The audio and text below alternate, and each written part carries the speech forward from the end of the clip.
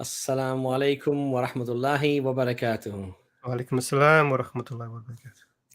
So, alhamdulillah, jazakallah khair for all the brothers and sisters that have, mashallah, joined us. We've just started our streams again after Ramadan. The first stream that we did, as some of you would know, was the fundraiser for our brother Dennis. I believe that the fundraising for that is still open. And I just wanted to say, alhamdulillah, jazakallah khair to all of you who, mashallah, donated for that cause. Our goal was to build a masjid for our brother, on behalf of our brother Dennis Guga, the brother who used to look after a lot of our transcripts, translations, and the translators. He used to organize that for us. Mashallah, he did a lot of work for brother Farid. Much of it was fi sabilillah. He didn't charge. May Allah bless him. And for those of you who might not know, the brother literally, because he didn't have legs and he didn't have functioning limbs, he would do all the work, editing videos and doing shorts and doing all of these, mashallah, things using his mouth, alhamdulillah. So if you do have a chance, that's the previous stream that we did a few weeks back. Do donate to that as well. But alhamdulillah, we've managed to, with your, alhamdulillah, donations, and with, of course, with the grace of Allah subhanahu wa ta'ala, we've managed to raise enough to build a masjid in Gambia. And we have also, I think, raised enough to possibly have a well that will be dug in the compound if it's possible, because it might not be possible. If there's no water, then there's no point digging the well. So they'll try to put a pump, and they'll try to sort of have the water available at the masjid. So mashallah, alhamdulillah, jazakallah khair to all of you that have donated to that. Okay, so about today's stream now, doubt busters. Before you start, Abbas, on that, I just sorry. wanted to say, for the brothers and sisters who haven't seen the stream about brother Dennis, it was really, really impactful. There was a lot to learn from that brother's life, mashallah. And really, it makes you reflect about our own efforts that we're making and what we're trying to do. Because a brother, like brother Abbas mentioned, was doing a video editing, unable to use his hands and his feet, using his mouth only. And we were, in our lives, we complain about all sorts of difficulties and hardships. So mashallah, if you want to learn more about the brother and how he was doing what he was doing, when I give him Jannah, inshallah, it's definitely worth watching that stream, because I think there's a lot to gain from it, inshallah. Inshallah, I would definitely agree to that. Alhamdulillah. So, okay, today's stream, Doubt Busters. What is this stream about, and why have we chosen this stream? So there are two real issues here. Number one, doubts are something that can happen to anybody. And it doesn't matter whether you're even scholarly or not scholarly, whether you're very practicing, or whether perhaps you're not practicing at all. Doubts are something, wiswas, or the shaitan whispering in the hearts of human beings. This can happen to anybody. So that's the first thing. There is a need to address some of these doubts. The other thing is that sometimes people might have doubts for coming into Islam. There might be one or two things that they have doubts about, which stops them from coming into Islam. There are also people who are already Muslims who have doubts that sometimes when those doubts are not addressed, they end up actually leaving Islam or perhaps cease practicing Islam. And so the stream is going to be somewhat open to allow anyone to come on who has a doubt about Islam. But preferably, we would say we would like to do some work with our brothers and sisters, inshallah, who are already Muslims and who have certain doubts. So there is nothing to be ashamed of if you do have a doubt. And what one should do is really address the doubt, i.e. don't leave it festering in one's heart. But what you should do is you should go to somebody, inshallah, of knowledge, or you can go to brothers like Dr. Imran and myself. And if we can't address your particular doubt, then inshallah we can at least try with our, alhamdulillah, circle of da'is and scholars, mashallah, that we work with, to enable you, to help you, inshallah, get through those doubts.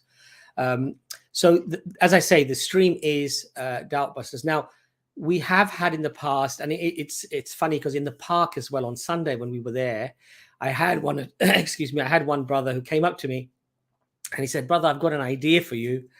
And I think you really need to address some of the Muslim community and some of the doubts that are festering in the community, and help our community as well, rather than just looking for people to come into Islam. How about protecting the people who are already in Islam? And then I sort of smiled and I said, well, mashallah, that is something that we've discussed. And mashallah, brother Ben came up with a name, Doubt Busters. And so this whole concept came up. So this is just another stream that we've added to, inshallah, the other streams that we're going to continue doing as well, like the historicity stream, Dawah Clinic, the Perfect Storm, and what have you. Dr. Imran, did you want to add anything to that at all? No, so that's that you hit the nail on the head. So really, what the doubts can be from actually even non-Muslims. If there's someone who's looking into Islam and they see something and that makes them doubtful about the validity of the religion, or if they come across, or if you're sort of at the cusp of entering Islam and there's something holding you back. But ultimately, even if you're a Muslim and there are things that sort of bother you, but you're not certain what to do with that, this is also something that will be beneficial, inshallah. Now, one of the things that inspired this was obviously our brothers at Sapience, which is excellent for the academic work that they're doing. One of the things they are running is something called the Lighthouse project, and we've asked, and this is also something that allows Muslims, even non-Muslims, people seeking Islam, to have one-to-one sessions where they can discuss their concerns or their ideas or their thoughts, and they can hopefully get closer to Islam, inshallah, or be more convicted in their faith. So I'm just going to, in light of that, bring on a great guest, inshallah. You all know this brother very well, because actually he runs the Lighthouse project. So let me just bring this brother. This is brother Yusuf Ponders, inshallah. Assalamu alaikum wa rahmatullahi wa barakatuh. Why do you guys always have the cool stuff? Why have you got a cool little voice on the bottom? I think I was because he's a robot. It's because he's a robot, Yusuf. He's always got the fancy stuff. Mashallah. So, brother Yusuf, mashallah, we got you on today because obviously you're managing the Lighthouse project for Sapience. How long has that been going for? And why did you guys start that project in the first place? Yes, it's been going for just over a year. So I think we began at the beginning of last year. I can't remember exactly when, maybe March or April-ish. We've been powering through. We've done over, when it got to Ramadan, we checked and we had over 800 approved appointments, nearly 900. So since then, it's been even more. We're doing about 20 or so hours a week of mentoring. It's basically private one-to-one sessions. They happen on Zoom. You can book a meeting via the website. So if you go to sapienseinstitute.org/lighthouse, there's a form on there, and you basically fill in the form. There are some conditions to do. Make sure you read the terms and conditions. They're not that long. They take about 5 minutes to read. And you need to be at least 18. Unfortunately, we can't help anyone below that age for legal reasons, which is a shame because we would like to, but we are sort of limited in terms of the law with that respect. And we just have private one-to-one conversations about people's doubts. So there's two categories we discuss: doubts or addressing doubts, and then the other one is like leadership and activism.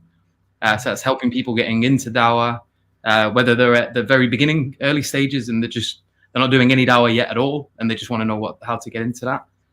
All the way to the later stages where we're talking to even we've had sheikhs and imams use the service as well, just to sort of talk to us and bounce ideas off us and things like that.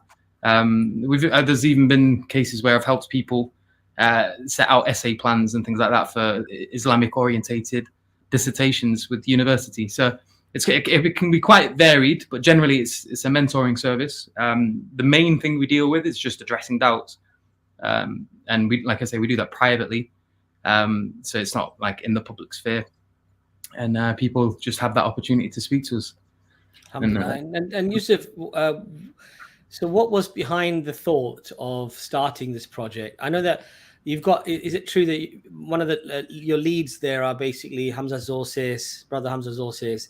You've got obviously Muhammad Hijab, who's doing a wonderful series at the moment called Shubuhat, which is basically to deal with doubts that people might have, and he's doing a great series on that as well. So I did actually speak to Brother Muhammad Hijab, and I said to him, would you like to come on? But I think he's in America at the moment, and he's just really busy at the moment, but I'd love to when I get back, inshallah.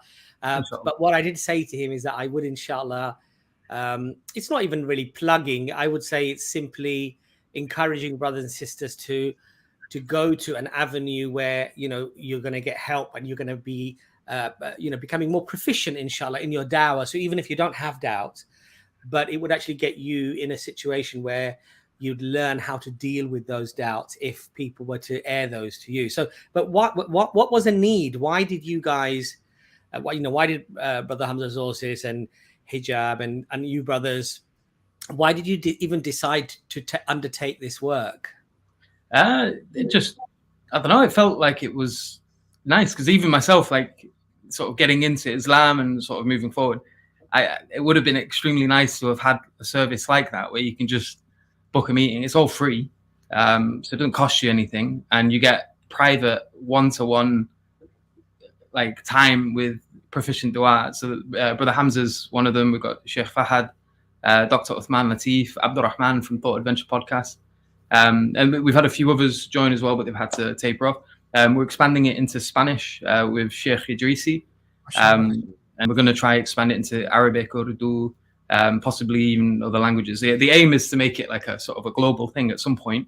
We're just taking baby steps towards that. But yeah, it's just, I guess, motivated by the idea that it would have been nice to have had that ourselves. There does seem to be a demand for it. Like we get, you probably get the same as well, where people are constantly asking for time and conversations and things like that. So we just wanted to sort of organize it or make it more of a solid thing where people can... Alhamdulillah. And I would actually agree with you, because we do often privately get people who contact us who say that, you know, I have these doubts, but they don't want to really obviously speak to family or friends because they feel perhaps, you know, there could be certain repercussions, or just the fact that the people might be disappointed or perhaps judgmental. And so, guys, this is a mashallah fantastic opportunity. As I say, when you're in the backstage, if you could just have your camera on, obviously you don't have to identify yourself with your real name.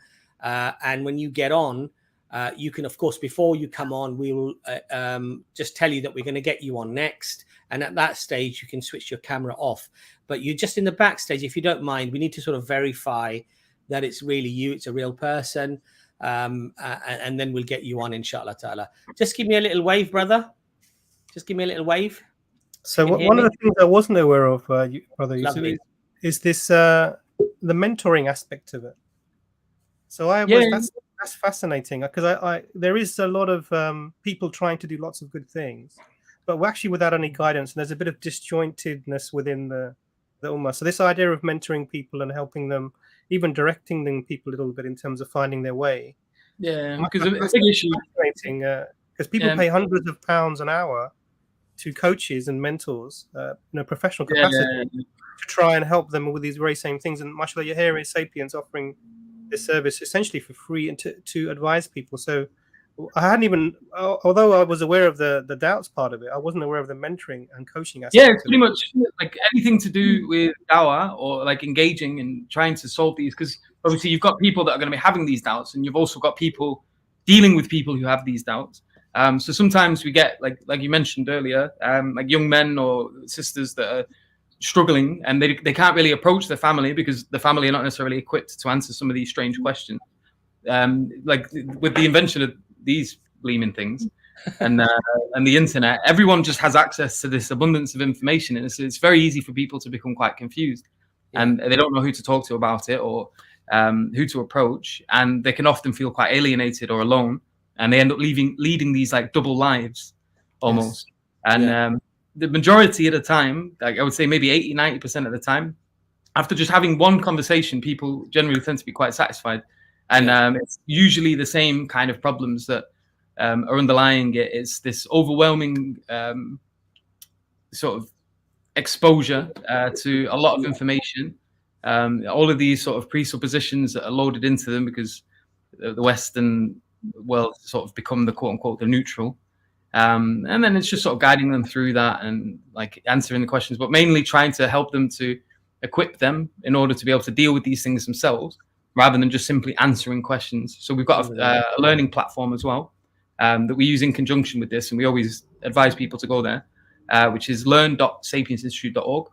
And there's loads of courses on there. So there's one, which is the main one, which is the No Doubts course. And that's just 10 strategies on how to deal with your own doubts and the doubts of others. And then we have like an advanced Dawah training course on there as well. We've got my course on nihilism. Brother Jake's done a couple of courses on dealing with the Christology and the development of Christian theology. We've got Islamic history on there with Adnan Rashid, divine reality with Brother Imran Hussein, who based that off of Brother Hamza's book.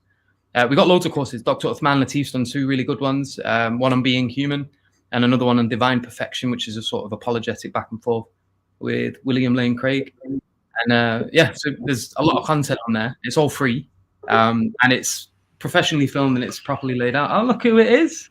Guys. Sorry, I had some technical difficulties earlier, but I couldn't miss, the stream, and I'm happy to be with the guys again doing Dawah, alhamdulillah. Oh, you break my heart, Ijaz. But you are my heart, Yusuf. I'm sat here daily waiting for that reply. So, Brother Yusuf, where can people reach where can people reach the Lighthouse project? Do they go through sapiencinstitute.org? Yeah, so there's 2 ways. Either through the website, and then at the top it says request and then mentor or mentoring, or you just go to sapiencinstitute.org/lighthouse, and you can go through the booking process there, inshallah. Excellent. So we've got the address up on the screen as well. And I think, Brother Yusuf, one thing that really resonates with me when I was young, so when the dinosaurs were roaming and cavemen were running around, hunting. Not that they actually existed at the same time, by the way. I don't want people to say you just made a scientific error. It was just a joke. You couldn't just freely get information, obviously. What you'd have to do often is you'd have to perhaps go to your masjid, maybe ask the imam. Maybe the imam wouldn't know, because not all imams obviously are alims, and they're not all scholars. They might just be trained imams to lead the prayer. And so it often could take weeks, months, or even sometimes years to actually finally find somebody or bump into somebody that you would actually then ask that question. So mashallah, brothers and sisters, this is a really good resource. If you know somebody who has doubts, or they keep coming to you with doubts, encourage them to go to the Sapience Institute, the Lighthouse Project, and inshallah get that information, because doubts are often like a cancer. If they're not treated, they just sort of eventually eat away at your iman, because one doubt leads to another doubt, leads to another doubt. It's a very, very slippery slope. And again, this is not about programming people or convincing them. It's about just using reason, logic, evidence and information, and then letting people make up their minds based upon those things, rather than, as Brother Yusuf said, a Western narrative or an atheist narrative or a Christian narrative to try to explain Islam to our especially our youngsters, in fact. But obviously it's not exclusively youngsters. Brother Ijaz, how are you doing? Alhamdulillah, you're looking fantastic, mashallah. Alhamdulillah, it's always good to be back doing the Dawah. I know that we had a pause during the month of Ramadan, but it's good to be back and engage with our Muslim brothers and sisters. And obviously, we love to hear from our non-Muslim friends. And just a quick thoughts on the Lighthouse Project. Alhamdulillah, through Brother Yusuf, I had an experience with the Lighthouse Project, and I found it to be very beneficial, very useful. There was no sense of judgment, and the environment was quite friendly and amicable. So I think that anyone who has really serious doubts or even minor doubts, I don't want to. Not everyone has questions about something. That doesn't mean that it's a doubt that ruins your faith. But if you have genuine questions and it's beginning to poke at you a little bit, it's always best to go to the people of knowledge, as the Quran has mentioned. And I think the Lighthouse Project is the perfect place for that. It's not public, so you're not on a stream. It's really private, and you can trust the other individual to keep your confidentiality.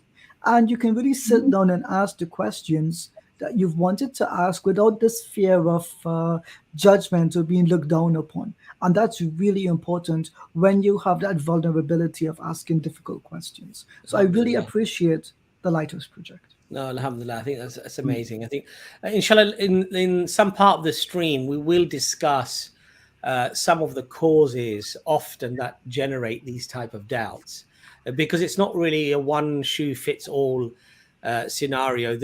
Doubts can creep in because of a varied number of reasons. And so inshallah ta'ala, we will actually discuss some of those reasons, but we've had a few guests that have been waiting for quite a long time. Brother SG, can you just switch your camera on for one more second before we get you on, and then you can switch it off again? Yeah, just, you know, so I'm cooking some chicken, so I may need to run to the oven. And no problem. And Sister Sarah, if you can just sort of identify yourself as well, and then we can, lovely. If you can just give us a wave, that's fantastic. If you can run before the smoke comes, Yusuf, that would be useful. Say again? Yeah. Just run before the smoke starts coming, because well, I've got a timer on, so I'll just run when the timer hits, and then Brother SG, you're going to be on next. You can switch your camera off if you like, or you can leave it on. So we're going to get you on right now, okay? All right, Brother SG, welcome to the stream. Am I audible? Yes, we can hear you. All right. See, first thing is I'm not that good in with English, but I will try my best to. Brother SG, if I can just quickly say, if you could just speak closer to the microphone, because your voice is quite low. I think you can turn its audio up as well from the back. Yeah, we'll try to turn your audio up from the back as well. Now, can you listen to me? Yes, it's a bit better. It just sounds like you're sort of at the other side of the room. There's more of an echo sort of thing. Like you've got your computer. I do not know. Am I not audible right now?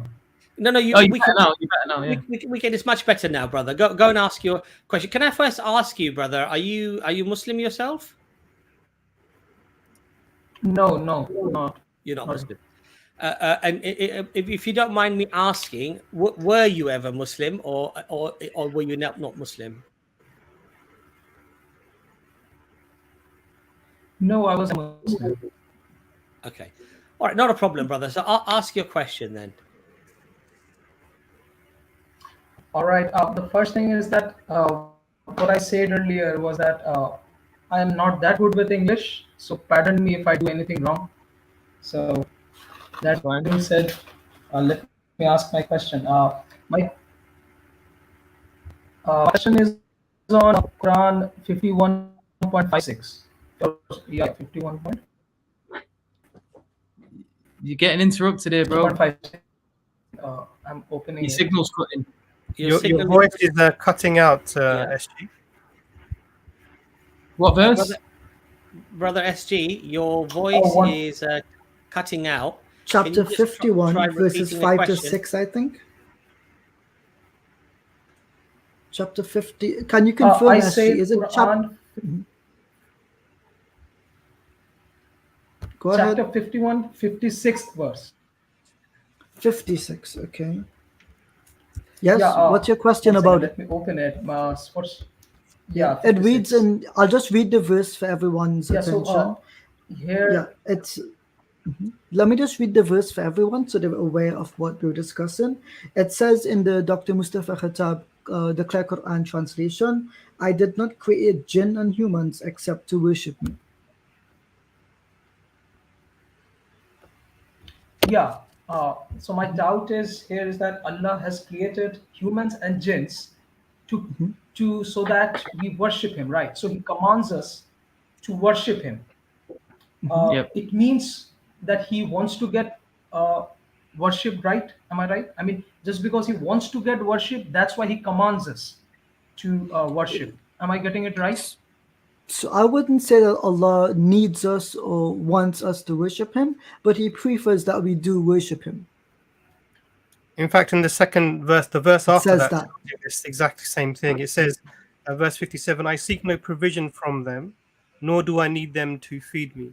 So the idea that, and then it says in the next verse, indeed Allah alone is the supreme provider, Lord of all power, ever mighty. So what you're being told here is that God does not require anything from you. The translation I've got here literally says, I do not desire from them any sustenance, and I do not desire that they should feed me.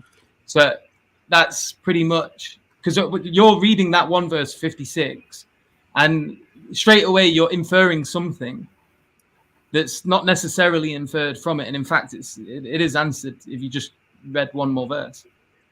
What was your question about it, Brother SG? All right.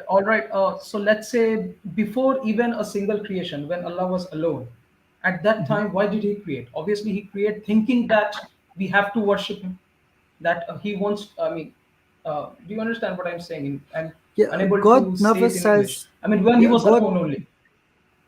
Yeah, but God doesn't say that Like He right now needs you're us saying. to worship Him. He doesn't have to say. Just imagine this: when He was all alone, there was no. Brother SG, if I could just sort of simplify, if you could just say what your contention is, and give us the reason why you believe this is somehow problematic, then the brothers can inshallah try to address it, rather than having a toing and froing, because I think there's an issue here of language as well. So what is your problem with this verse? If you could just in a small paragraph, in a small sort of 20 seconds, 30 seconds, if you could just tell us, please. All right, just give me few minutes, because my English is little weak, so I have to think and then speak. Then now let me give the question. What I'm asking you is, just imagine when what I understand from this verse is, when Allah was all alone, like right before all the creations, He created us so that we worship Him. That was the purpose of His creation. It means that He wants us to worship Him, right? Because He wants us to worship Him, that's why He creates. And now what I understand is, every wants and desires comes from lack of something. So for me, Allah is lacking something. So that is what I was asking you. So what is he? Did I put it rightly? Sorry. I do not know. That's fine, Brother SG. I think I've got your contention. One of the things that I'm just going to very quickly say before the brothers come in, inshallah, is that you see, when we use the word want, the word want can mean a desire, or it can mean an order, or it can mean something that is purely beneficial to the other person, not necessarily to the person that wants you to do something. Or it can be a deficiency, like you've just said. So it can be something that a person wants because of a need. So we have to be very careful how we define terms here, you see. So the only thing that I would say to you, Brother SG, is this. We don't look at just one verse and then extrapolate the meaning of that verse, because there are many verses that actually clarify what that want is. And that want is not a need at all. In fact, it is that Allah says, I don't need your provisions. I don't need you to worship me. There isn't a need here. There is not something that is deficient within Allah or Allah's majesty, because that is perfect and complete in every way. So we've got to be very careful how we translate words here. And also we've got to be very careful not to just take one verse, translate it in perhaps the most unfavorable way, and then reject all of the explicit teachings that actually clarify that verse. So I'm going to, inshallah, give it to Brother Ijaz, and then I'll offer it to the other team also to just come in there, inshallah. Brother Ijaz. Thank you. So that's a good question. And I think there's an issue here. When we say the term want for humans, obviously humans have needs and humans have desires, but God is not a human. So it would be, I think, illogical and irrational for us to apply human needs to God when God specifies that He is perfect in His nature and that He needs nothing. That's what verse 57 says, the very next one after it. So yes, you are correct. Humans have wants, and humans have a need when they have these wants, because they typically lack something. But God is not a human, so these emotions and these ideas don't apply to God. That would be the easiest solution to the question. Yeah. Dr. Imran, inshallah. All right. Okay. all of you have to answer, then only I can question. Is it something What like it is, that? brother, because it's better to have a more nuanced answer, because clearly you've come here to want to find out, haven't you? You're not telling us this is what it means, and therefore want Yeah. means that God is deficient. No. I hope that you've come with an open mind and an open heart to find out what is the Islamic stance. What is the Islamic stance to such a statement? How has it been understood historically? Possibly, how did the Prophet, peace be upon him, explain it? What does the Arabic grammar point to? Those are the things that I hope that you've come here to find out. So that's why I'm offering it to the other brothers, so you can get a more nuanced and a more detailed answer. Dr. Imran, inshallah. Actually, Yusuf, you were about to ask a question that I think is really important. Do you want to continue with that question, inshallah? Can you remind me what my question was? Your question was, what was the deficiency? Yeah, so what is he lacking? I guess. And there's another, so there's that. So Shall I answer? Yeah, you can answer that in a second, but there's also something else that I think is important, which is related to what, I can never get it right, Brother Abbas was saying, that certain terms can have multiple uses, and you can make this category error where you use one way of using that word and apply it to all of them simply because it applies to that. Now, a good example of that is saying dogs bark, therefore dogs are made out of wood. And that's obviously a misuse of the word bark here, because bark applies to what you find on a tree. But we also use the same word to describe the noise that the dog makes. And simply pointing out some qualities that you find in one use of that particular word and then applying it to the other would be a mistake. Now, with regards to Allah Azza wa Jal, the emphasis is made over and over and over and over again in the Quran and the Sunnah that Allah Azza wa Jal is free from need. That if he does something, it's not because he needs to do it. So if he creates us and orders us to worship him, it's not because he needs that. There's something else going on here. And the Quran, in the very verse after what's being said, makes that extremely clear. So the question is now, you're saying that it infers he has a need or he has a lack of something. So what is it that he lacks? So you can answer that, and I'll be checking my chicken. First thing I would like to say to Sir Abbas and Sir Ijaz, and also to Sir Yusuf, that you both said that Allah doesn't need something. See, I haven't said that Allah needs something. I have said wants. There is a difference between wants and needs. Needs is very extreme. I need food when I'm not able to survive. Like when I need it, absolutely need it. But I want means I desire. Like, so needs is very extreme. So please, I did not say need. I said I want or desire. Allah wants and desire. That is not that extreme as that of need. So what I'm asking you is Allah desires. I'm accepting this fact. No, let me complete it, sir. Let me complete it. I accept it. Allah doesn't need something, but He wants or desires to be worshipped. That is what I'm saying. And any desire arises from lack of something. For example, let me explain this. Let's just just explain. Just give me example. I'm just giving the last example. Then you can say, like, if I say I need food. I need food is different from I desire food. I need food when I'm hungry. I'm empty-bellied, empty stomach. But I desire food when I'm just what is it called? Taste, right? So what I'm saying is not need, but desire. Right. So SG, it's very important. So SG, it's very important to listen to what we've said. So I said both need and want, and then I broke it down systematically for you. I said, so please listen to what I've said. I've said this definition that if you want something, that you must desire and therefore lack something, that may apply to humans, but God is not a human. Therefore, you can't apply this definition to God. So I catered to what you said, but I expanded upon it by adding the word need. So did you hear my complete explanation, or did you only hear the word need and ignore everything else? Also, right, so when you say God is not human, the first thing is when you're attributing human qualities like jealousy, I read Sahih Hadith and it says Sahih. One of the Sahih Hadith But says that's Allah gets irrelevant. jealous in Sunnah.com. That's So irrelevant. when Again, you are I've just said attributing to you, human, SG, listen to what I've said, right? The Quran says, the Quran says, what does it say? Well, yakullahu kufuwan ahad, or laysa kamithlihi shay. There is nothing similar to or like Allah subhanahu wa ta'ala. So none of his qualities are human-like. You might read the word jealous, but that jealousy in terms of humanity is distinct from that to God, as the Quran has made clear. So let's not do the scattergun approach So- where you introduce things that you don't understand. So I'm putting the question back to you. so I've how is said it it distinct? clearly.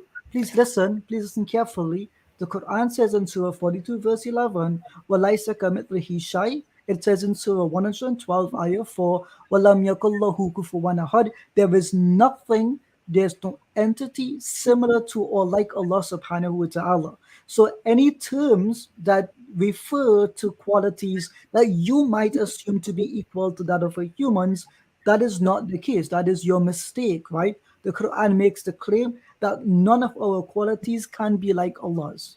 So I've defined that already. You can't move the point and say, well, here are some other things that I think are similar to. I've already answered that. So please focus on the arguments. Think logically, not emotionally. So I'll say it one more time. And try to engage with what I've said. Allah has no needs, nor does he have wants, because he is perfect in his nature. When the term want is used, or God desires us to do something, it is for our benefit and not his, as those two ayat in Surah 51, ayah 56 to 57 already say. So now we put the question back to you. Now that you can't apply human standards to God, why do you think you're still comfortable with applying human standards to God when we've already answered that? What do you think Allah lacks from this consequence of your thinking? So please try to answer the question and don't be emotional. Listen to what I've said and engage with it, please. Thank you. All right, can I answer? Yes, SG, we're waiting Alright, for you so, to first respond. thing, yeah, so shall I respond to his argument, or shall I say that what is it according to me Allah is lacking? Well, We asked the both things in one. I would rather that you address what Ijaz has just said, because obviously then it'll be a more meaningful discussion. Ijaz has given you quite a detailed All right, explanation.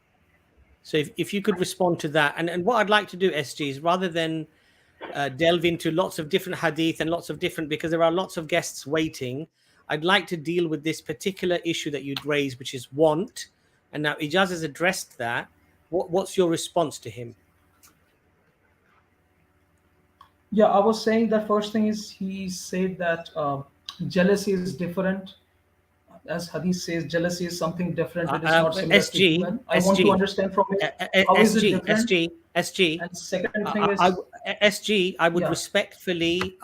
respectfully say to you, please stick to the original argument that you came with, because if we then explain the jealousy to you, you'll then say there's another hadith that says this, then you'll say there's another ayah that says this, and we'll be just simply running around in circles. Now you came with your, I would hope, your best argument or your best doubt, which was about want. Now, Ijaz has addressed that. Brother Ponders has addressed that. Imran has addressed that. Can you respond to what has been explained to you about this word want? Or lack as well. Yeah, Allah lacks. like, Because I can like, give you something that what is Allah is lacking that? I can tell you what Allah All lacks. right. So according to me, what he is lacking, yeah, I am saying you what according to me, I think that it is infinite bliss which is lacking. Like, let's say, right now, if let's say you are given with infinite bliss right now, you wouldn't even think of doing any worship or anything, because you are already in bliss. Let's say Where does this that- person is where does in that bliss. come He from? wouldn't Sorry, even just fear one of second. Where does that come from? It Where does does. your opinion come from? Just 1 second. SG, can you deal What? specifically with Ijaz's explanation to this want and the context of the Quran and the verses that explicitly say that that is not the case? Can you please talk about that, if you don't mind? So, can you just repeat it? Like, maybe I lost. Okay, what I'm going to do, what I'm going to do, batteries. Ijaz, because I think that perhaps there's a bit of a communication, and we've got lots of people waiting. Brother SG, let me ask you a quick question.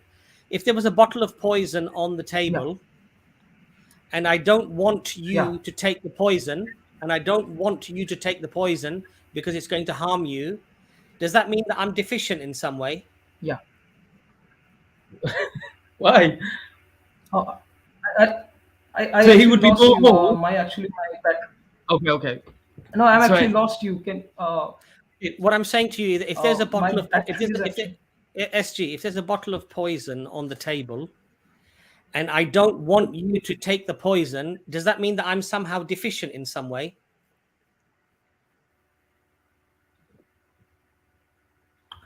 see, The answer is no. you are no. Let me think this. No, you are.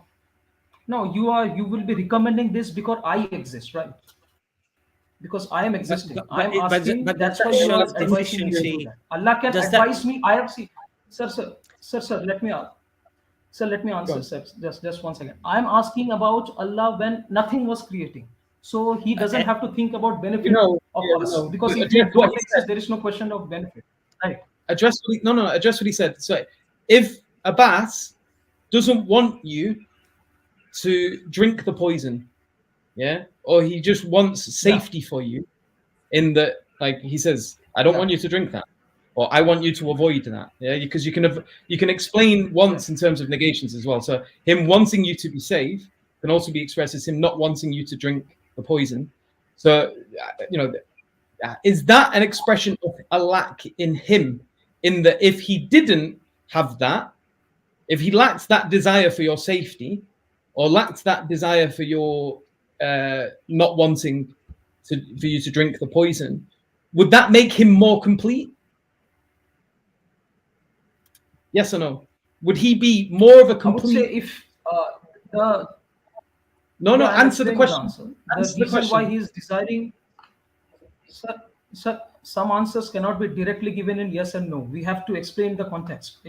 I'm giving you answer can be given in a yes or no. This one is a closed question, so it can be given in a yes or no. Because is it like you can say yes and then give an explanation? I'm explaining to you why. No, I'm giving you. Yeah, so say yes or no, and then give your explanation as to why you said yes or no. Because otherwise, it's not clear what you're saying. Are you in agreement or disagreement? I'm clearing you, and at last I will say yes or no. Right, sir? I'm explaining. At last I will say, just listen to me for. Okay, thank you for joining us. I think it is sufficient. He's not able to comprehend and understand. So maybe it is. I would suggest to SG, if you can't understand what we've said, listen to this segment again. We spent like 20 minutes with you. And unfortunately, if you can't answer simple questions, then perhaps it is you might need to consult someone that speaks your language or who is on your level of understanding. I think that's what it is, Ijaz. I think there's a problem with communication, because obviously, if you're from India, Pakistan, or whatever, from the Asian subcontinent, the word want can actually be somewhat synonymous with wanting something to fulfill something within you. Yes. And in English, we don't use the word want to mean just that. And just what mashallah, Yusuf explained very well, actually. And this is why language is so important, brothers and sisters. That's why if you're really a scholar in Islam, Arabic, you have to know Arabic. You have to know the grammar of Arabic. And the reason why it's so important is, for example, we discussed Imran last time as well, that and Ijaz, brother Ponders. In England, if you say to somebody, give me a light, okay, that means that you want to smoke a cigarette, you want to smoke a cigar, they will pull out their lighter, right? You got a bit, in many cultures, if you said to somebody, can you give me a light? They'll pass you a lantern, or they'll pass you a torch, or they'll pass you a bulb. So what I'm trying to say to you is that language is very, very important. And knowing the language is very important. So when the brothers are trying to explain to you that the language can't be just used like that, you can't just reduce it to what you want it to be. But that was fascinating. That was fascinating, because after we explained that the term want for humans differs from that for God, he still went back to thinking the human explanation can be applied to God. Yeah. And then that tells us that he understood what we said, but at the same time did not want to directly engage with it. Yeah. And just to be clear on what Brother Yusuf said, mashallah, Brother Yusuf said, this is a question I've asked you that Abbas asked about the poison. It is or a yes or no question. Yeah. It's not a false dichotomy. For anyone familiar, this fulfills the third law of logic, the law of the excluded middle. Yeah. Either the proposition is true, yes, or it's false, no. There is no in between. And when placed before him, he didn't know. He didn't realize that it's either yes or no. Yes. No, I think his answer was that he wanted to be able to commit to saying that when you want something, that it necessitates a lack.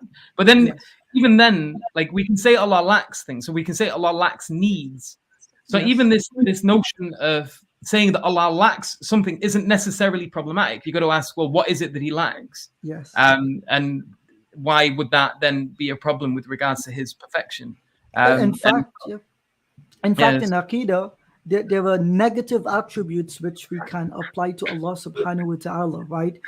You say that we say that He is beginninglessness, right? He has beginningless. Yeah, He he's doesn't have without a point where he beginning. begins. He lacks a beginning. Yes, he's endless. We say that He is absolutely dissimilar to anything in creation.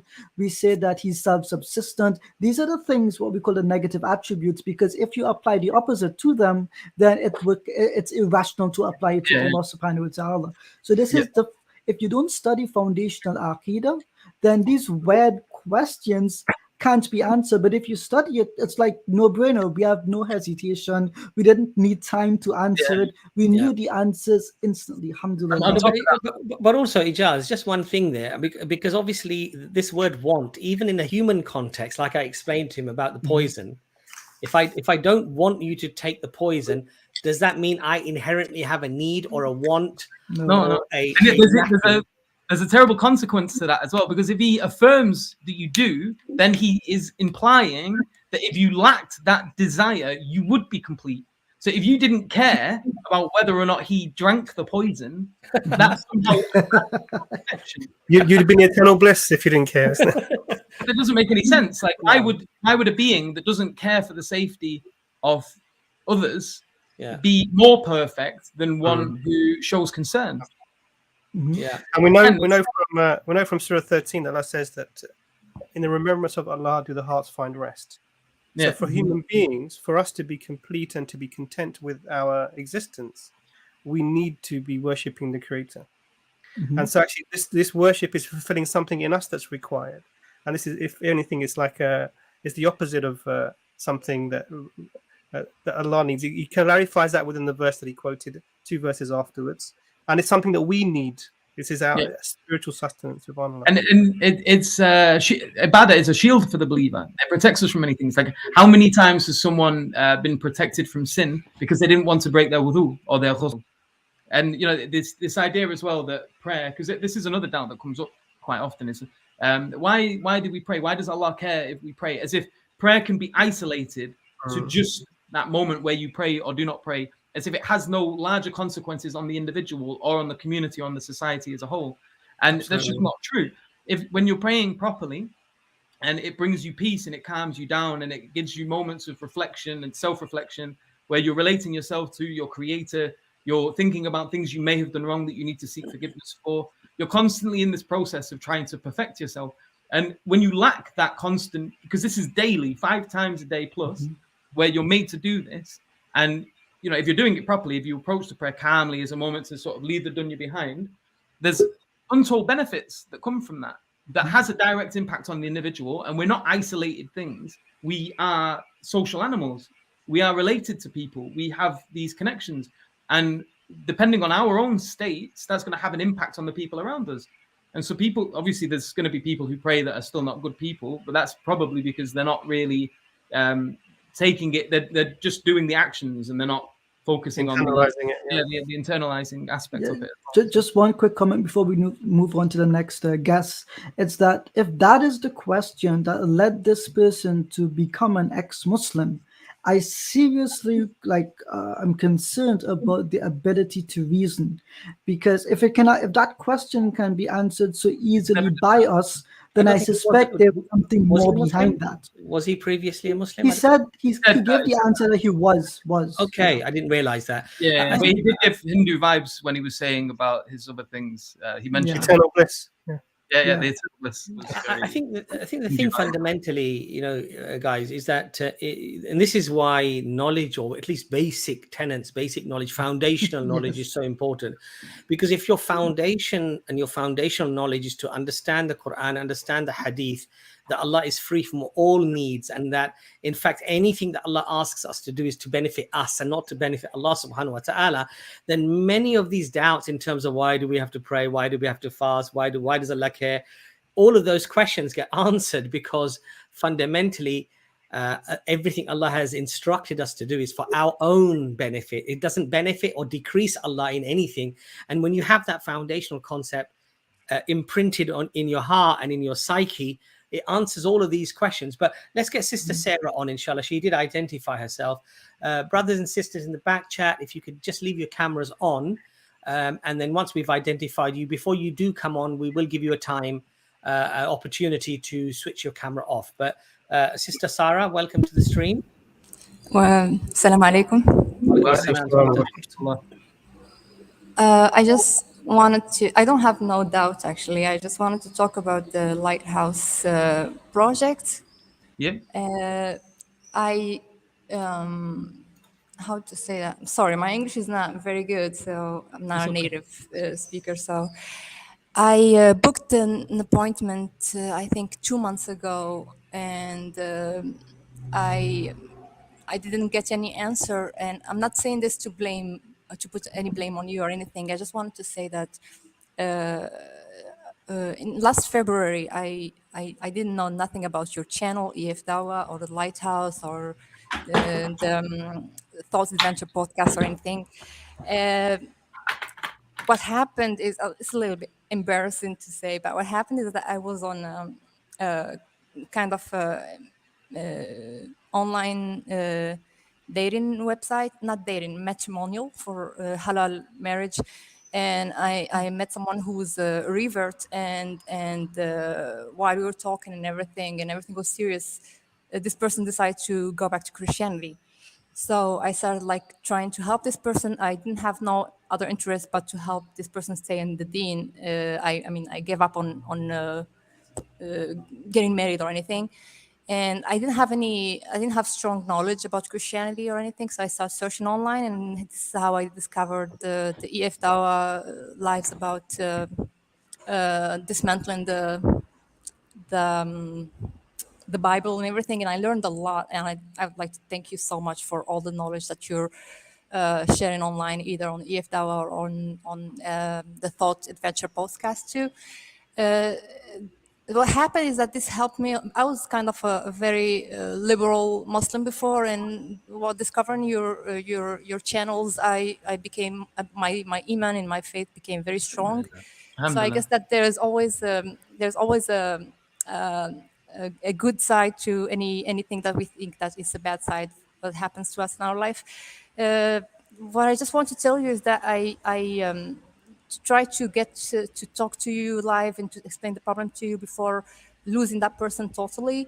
I tried to book, I wrote a message on EFDawah website on the contact section. I sent an email to EFDawah. I sent an email to Hamza. I booked the book light, and I didn't get any answer. And please don't understand that I'm blaming you on anything, because what I learned from you was so huge. No, it's okay. So with regards to the Lighthouse meeting, so sometimes basically, because it's an automated message, and certain email addresses pick it up as junk. I totally understand. I just want to tell you that I don't need your help with this specific case anyway, because the person was so convinced that he needs to be Christian, Pentecostal, and everything, and we don't talk anymore. I mean, we got blocked and everything. But I just wanted to let you know, like, for the future, if there's any cases like this, to have like kind of an emergency option when we book or when we try to contact you. Like, there are some cases that are like kind of emergency, but like this person, like the way he turned away from Islam, it was so clearly that he was manipulated by someone else, by people who listen to David Wood and this kind of stuff. He was a very, very good Muslim. He used to like, thanks to talking to him, I started like praying Fajr on time. I wasn't doing that, and he was doing that, so I felt like ashamed a little bit. So I started doing that, and really my faith got very, very stronger just by knowing him. And now he's like losing someone who was so good as a Muslim, and seeing him going back to something that's we are so sure that it's wrong. It hurts. So I'm sure that if I don't know, but like if I got your help at that time, or maybe get you to talk to him directly or something, it would have been beneficial. Maybe I hope so. But one moment. So there's a hadith of the Prophet Muhammad sallallahu alaihi wasallam that warns against saying, if only this would have happened, this may have happened, etc. Qadr of Allah, and obviously for the future reference, if anything like this does happen or it's an emergency, you can email the Lighthouse email address, which is lighthouse@sapiencinstitute.org. That's my focus. It's just that pretty much. Since I sent too many emails and I didn't get any feedback, and I see you all the time, and I see how you're busy and how you're working in the Dawah field. That doesn't mean that if you didn't get back to me, it doesn't mean that you ignored my message or anything. I know that. It's just like if there's an option for Sister Sarah, what it is, we have mashallah brother Ayaz who spends many hours answering all the emails and what have you. I suspect that something somewhere must have broken down, whether it's gone into junk or whether it's I even wrote on the live chat. Potentially, sister, it could have gone missing, or in other words, it could have just been missed. It could be our mistake. I'm not saying that it's. I don't want to make an excuse. So, inshallah, what I would like to do as well, I'll probably speak to Brother Ayaz and just find out that roughly you said February, right? So we can go back and just check to see if we've missed or something's gone into the junk to perhaps prevent such a thing from happening inshallah in the future. I mean, one of the things that in the future we would love to do with the EFDawah, not that we're able to do that at the moment, is that we'd like to sort of like even have a hotline number. Somebody can just literally dial a number, they can just speak to somebody straight away. So we would love to, inshallah, in the future do all of these different things, but at the moment we're not quite there yet.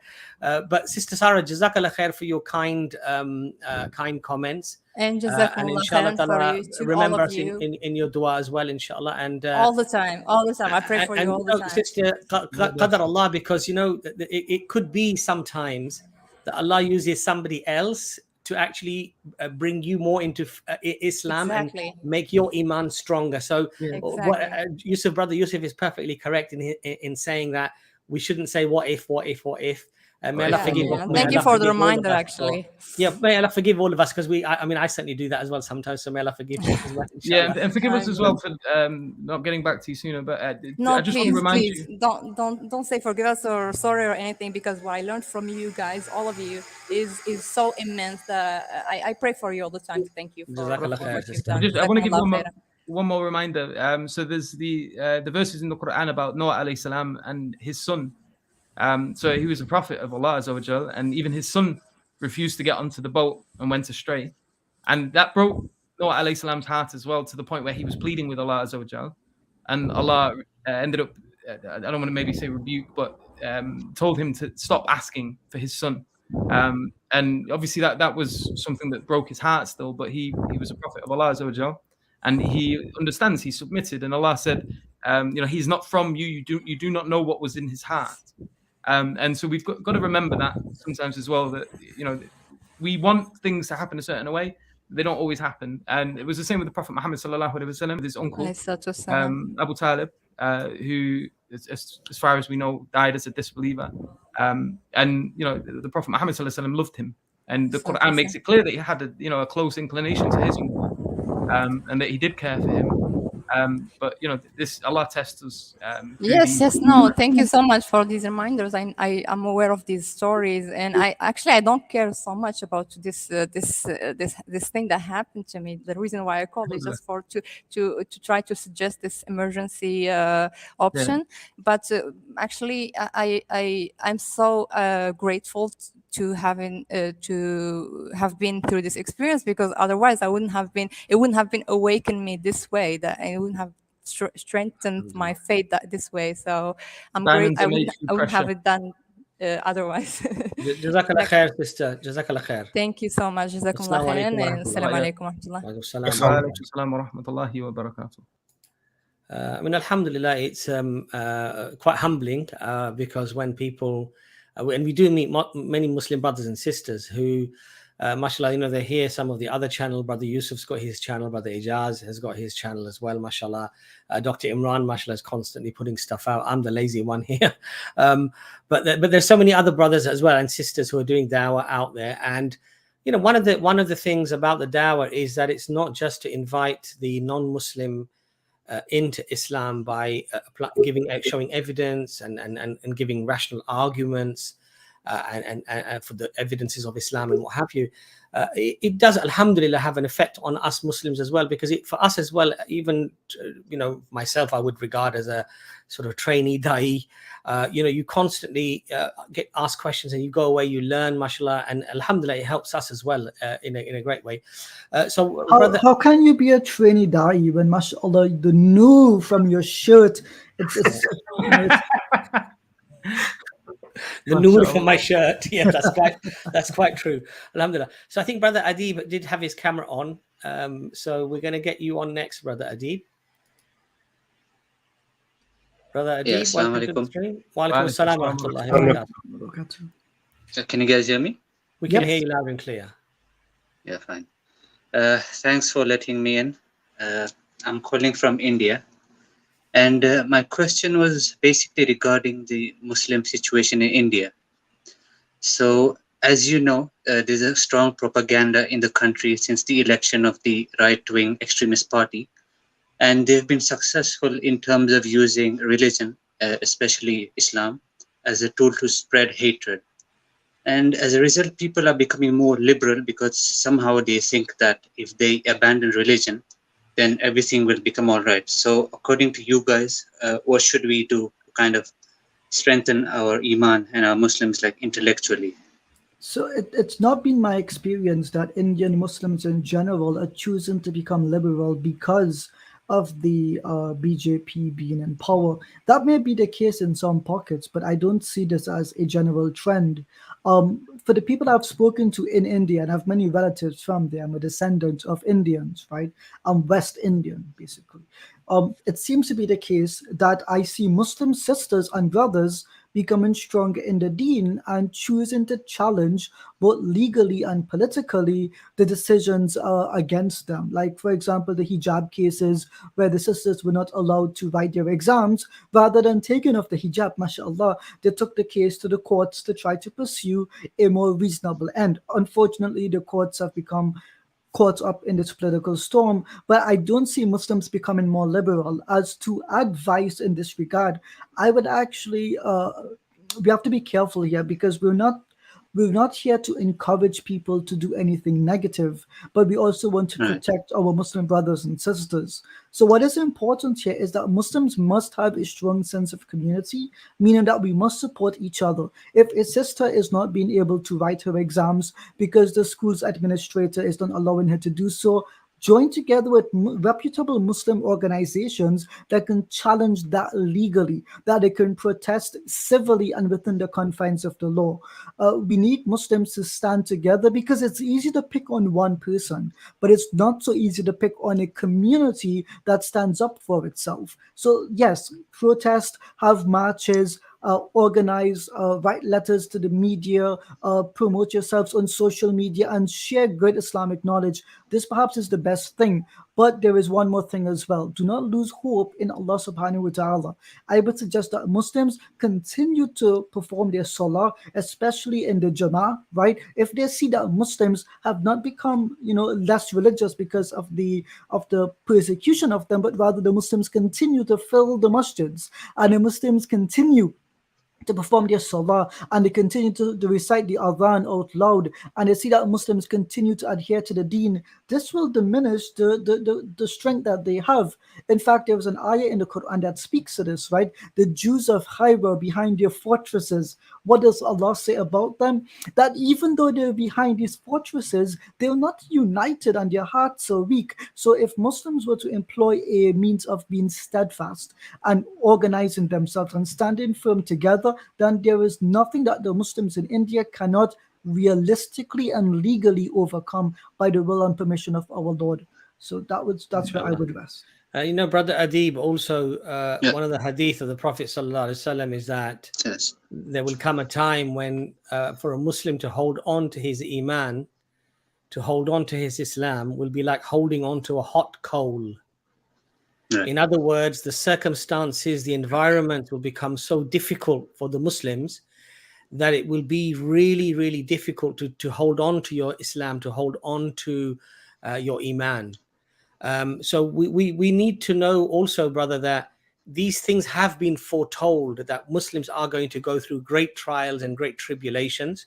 One of the things I love what Brother Ijaz said is not to lose hope, and also realize that there were major trials and tribulations throughout history, many of which were much greater than what we are actually seeing in India. Not to trivialize what you guys are going through. Sure. I have family in Gujarat.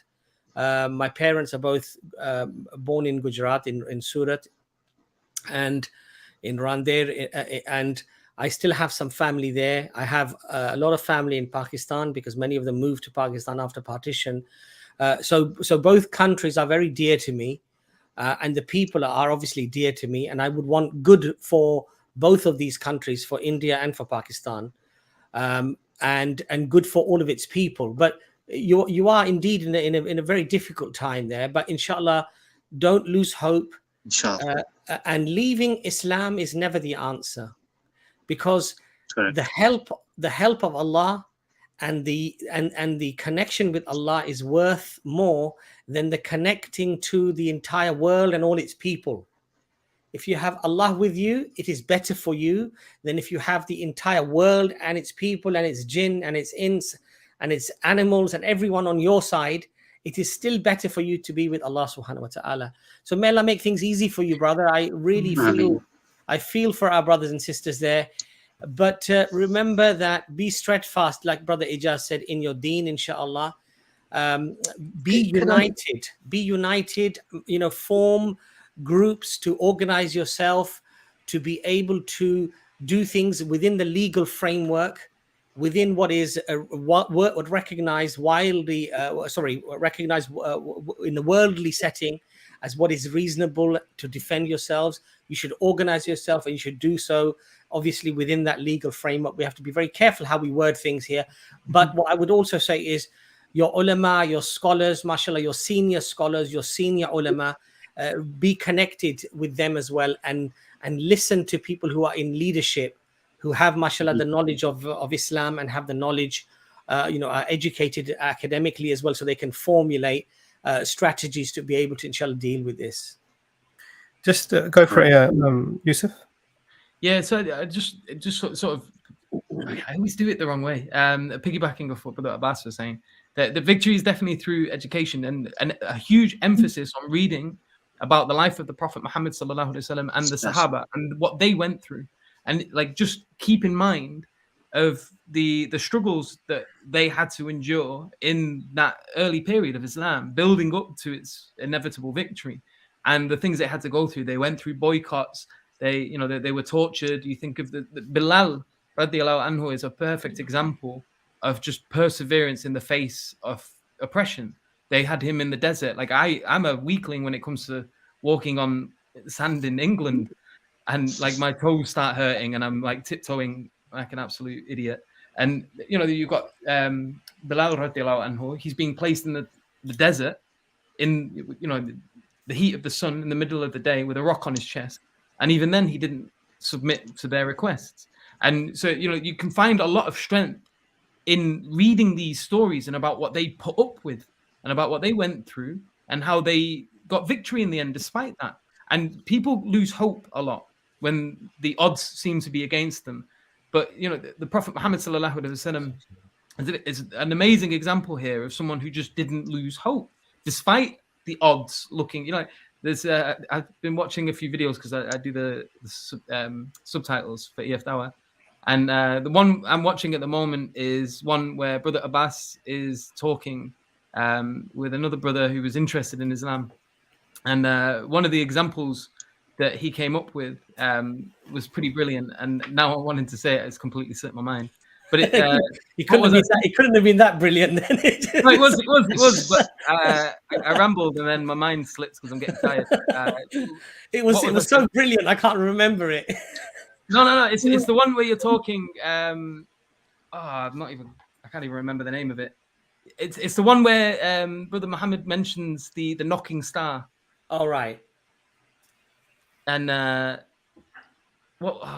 this is embarrassing. I can't even remember. Yeah, I know the video you mean. It was we were talking to the brother, the Afro-Caribbean brother, I believe. I forget his name now, actually, but it was about the brother was talking about the knocking star and how it basically this description within the ayah was about like a stranger coming in the nighttime knocking your door. I think it was. I'm trying to think how that related now. You know, when you're just about to build up to it and then it slips from your mind. But whilst you guys are thinking about it, I'll just say what to say. Go ahead. So the other thing to I would just sort of reiterate what the brothers have said, but I just want to. There have been cases of, if you look at what happened in Bosnia in the 90s, right? Yeah, where people were very much integrated, assimilated within the societies. That they were intermarrying with the Christians around them, etc. And they were really just part of them. It's very difficult to distinguish between these people. When it came to the time for atrocities, it didn't matter how assimilated you were. It didn't matter how much you were liberalized. It didn't matter at all.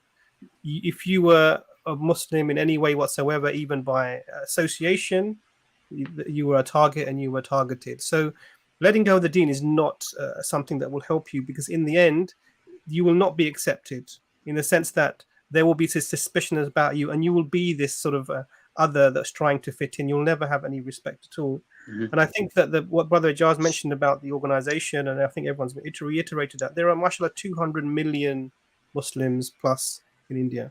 You are literally 1/5 of the population. May Allah protect them all, inshallah. If you organize and you work within the law and you raise these matters, and this populist government, inshallah, it's not going to, because the economy is going downhill. Mashallah, Brother Yusuf was remember what he was going to say. I remember.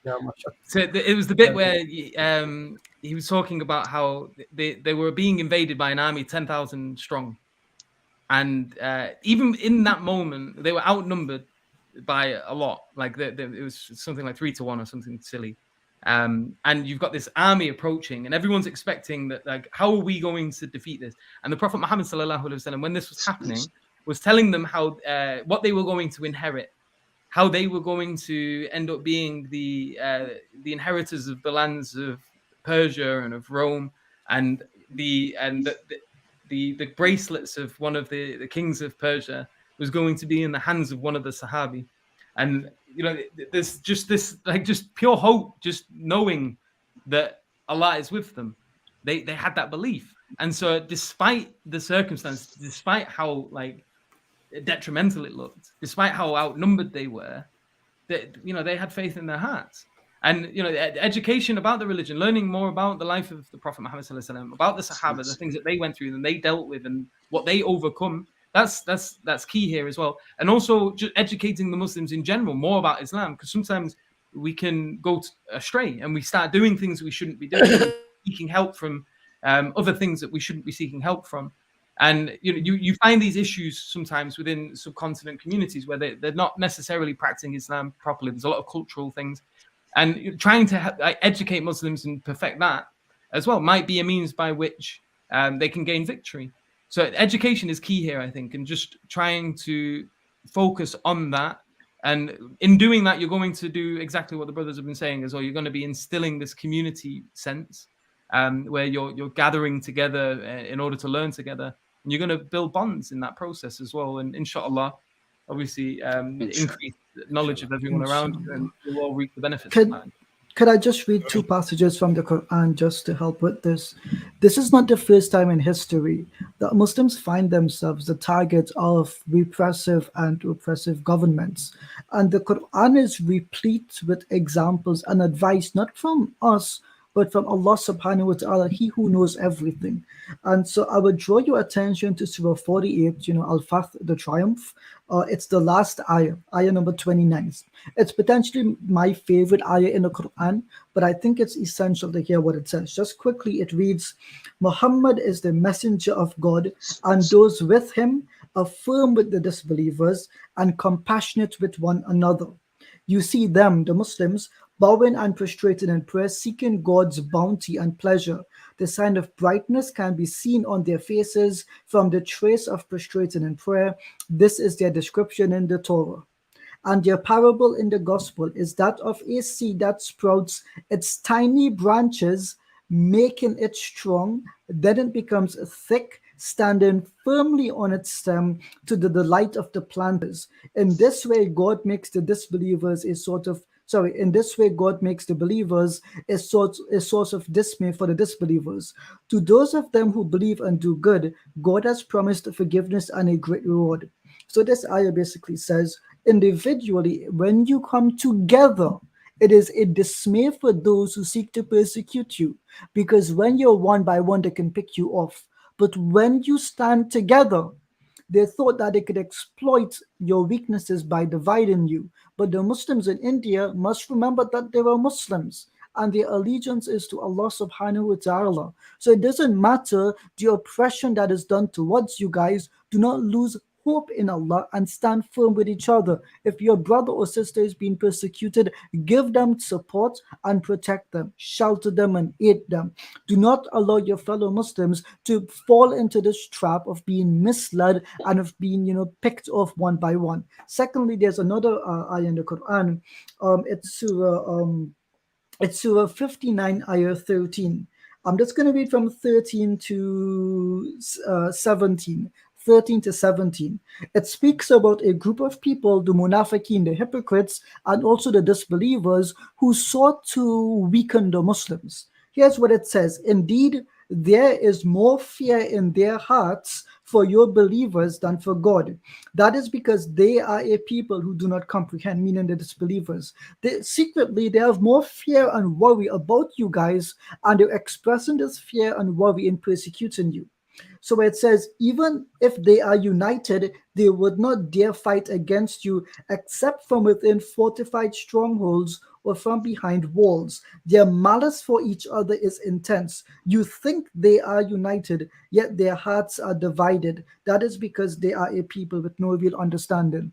To be clear, within the fascist groups within India, there is no love for each other. They find a commonality in persecuting Muslims, but they're also persecuting Hindus as well. Keep in mind that the farmers in India are being persecuted by the government, and it's weakening their economy. It continues. And I am the chat, by the way. Subhanallah. It continues. Brother Yusuf, you need to go, I believe. Is that right? Gotta go. Yeah. No, he's going to stay until I finish. Going on in the chat that needs banning. We'll ban the but he's not going to leave. Yusuf is not going to leave until I finish. No, I am. I've got to go. Just 1 second, 1 minute. You can stay 1 minute. I promise you. It says they are both just like those who recently went down before them. They tasted the evil consequences of their doings, and they will suffer a painful punishment, meaning God will punish them. It continues, they are like Satan when he lures someone to disbelieve. Then after they have done so, he will say on judgment day, I have absolutely nothing to do with you. I truly fear God, the Lord of all worlds. So they will both end up in the fire, staying there forever. That is the reward of the wrongdoers. What this effectively mean is, if you're a Muslim and you see your group being oppressed and you think it's better for you to assimilate with those who hate you, they don't love you whether or not you assimilate with them. They will still find a means to persecute you, a means to denigrate you, and they will abandon you on the day of judgment. They don't care about you joining them. They don't care about you losing your Islam. For them, you are the eternal enemy. And the only thing that can change their minds is if they are taught a lesson, and that lesson must be done so legally. Either they are removed from power so they understand that they're caught up in being autocrats, or secondly, they lose the support of the people, and thus the police, has to arrest them for the crimes that they have committed. One way or the other, justice will be done, and we ask Allah for ease for the Muslims of India. Ameen. Brother Adeeb, before you come in again, Brother Yusuf, I believe you need to go. I think your chicken is laying eggs or something. It's grown old now. I think white hairs. Yeah, so I've got to get food and then get to bed. All right, inshallah. Jazakallah khair, Brother Yusuf, for coming on. Really appreciate it. Jazakallah khair for the invite. And so just to plug everyone, check out the website in general. There's lots of interesting information on there. So sapiencinstitute.org. We've got free books which you can download. We sell the books as well on Amazon at cost. So there's no royalties. It's basically as minimum as we can get it, and what we have to pay Amazon in order to print them. There's articles. There's loads of articles on there which are all free. You've got the Lighthouse project which you can book meetings with. You've got the what else do we have? The learning platform. So learn.sapiencinstitute.org, where we've got, I think at the moment there's about 11 plus courses, professionally filmed courses, which you would probably expect to pay money for if you were going out onto many of these other platforms. You may see similar things being, and you might have to pay £100 or £200 in order to get them. But we're trying to not have that cost barrier, and everything we produce for Sapience Institute is accessible completely for free to absolutely everyone. So make use of that, and absorb it all. Use the slides in your own presentations. You just take that information and try to better your own dawah with that, and educate your community with it. Yusuf, you forgot the other thing. You have a course on nihilism. I think you have an event coming up with that. Am I correct there? An event? A course, something with nihilism. I just saw something posted on Twitter, so I'm just wondering. Oh yeah, no, that's just what was posted on Twitter was just a list of all of the courses that we've got on the platform at the moment. You scared me then. I thought you knew something I didn't. So someone's organised some course that I'm going to give and I've not been told about it. We really, really appreciate you here and the efforts that you're making, inshallah. And hope everyone utilises the valuable resources that are being put out, a great sort of effort, and as much as free of cost as possible for the brothers and sisters, inshallah. Yeah, and may Allah bless all of you and all your work as well. Jazakallah khair for everything and for all the work you do that's regular. And Ijaz, I'm waiting on that reply, and until then, I will continue to be heartbroken. But until next time, assalamu alaikum. And you will remain that way. Alhamdulillah. Brother Adeeb, did you want to just add anything at the end there before we get the next guest on? No, alhamdulillah, your answers were sufficient enough, and we'll just get to educating ourselves and empowering our youth. Do not lose hope. Do not lose hope. Adeeb, I will personally find you if you lose hope. Do you understand me? Okay. Yeah, I have to stop and to lose hope like that. Brother Adeeb, mashallah, the brothers have all spoken for quite a long time, and I'll be very, very quick because I know that we've got a lot of guests waiting. But just to touch on what Dr. Imran said about Yugoslavia, about Bosnia, I remember a news report, Brother Adeeb, and they were questioning one of the Muslims there, and they were saying, what's happening here? Why are they killing you? And they said, we drink alcohol like them, we eat like them, we marry their women, they marry our women. There is no difference. You would never be able to recognize the difference between us. We're completely intermingled communities here. And even the Muslims, we are just nominal Muslims. We don't go to the mosque, we don't pray, we don't do anything. And they're still killing us just because we have a Muslim name. So just because Dr. Imran was right, just because they could identify them, that they had a Muslim name, that was enough for them to have genocide committed upon them. So sacrificing your deen, sacrificing your Islam, sacrificing your connection with Allah subhanahu wa ta'ala can only lead to greater difficulty and greater problems, but it will never resolve anything and it will never solve anything. But may Allah make it easy for you, brother. It cannot be an easy situation to be living in. We see the videos here on social media.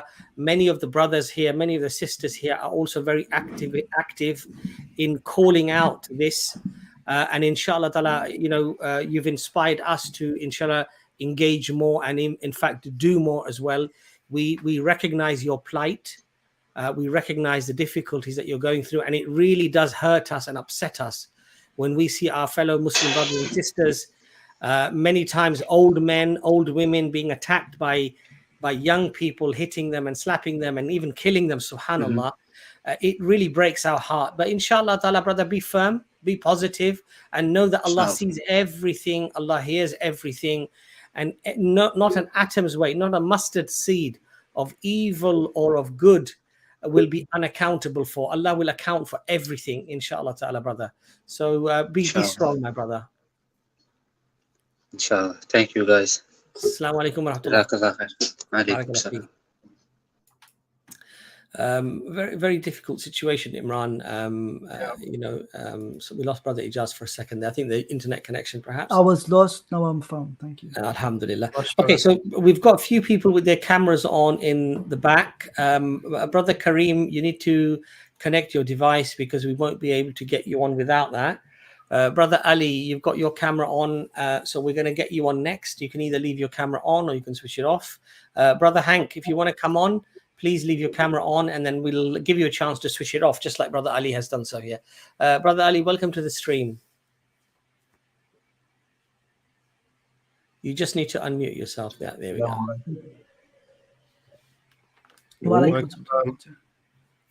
Okay. Should I go to the question straight away? Yes. Yeah. Yes, Brother Ali. So correct me if I'm wrong, but Adam was created in Jannah, right? To our knowledge, yes.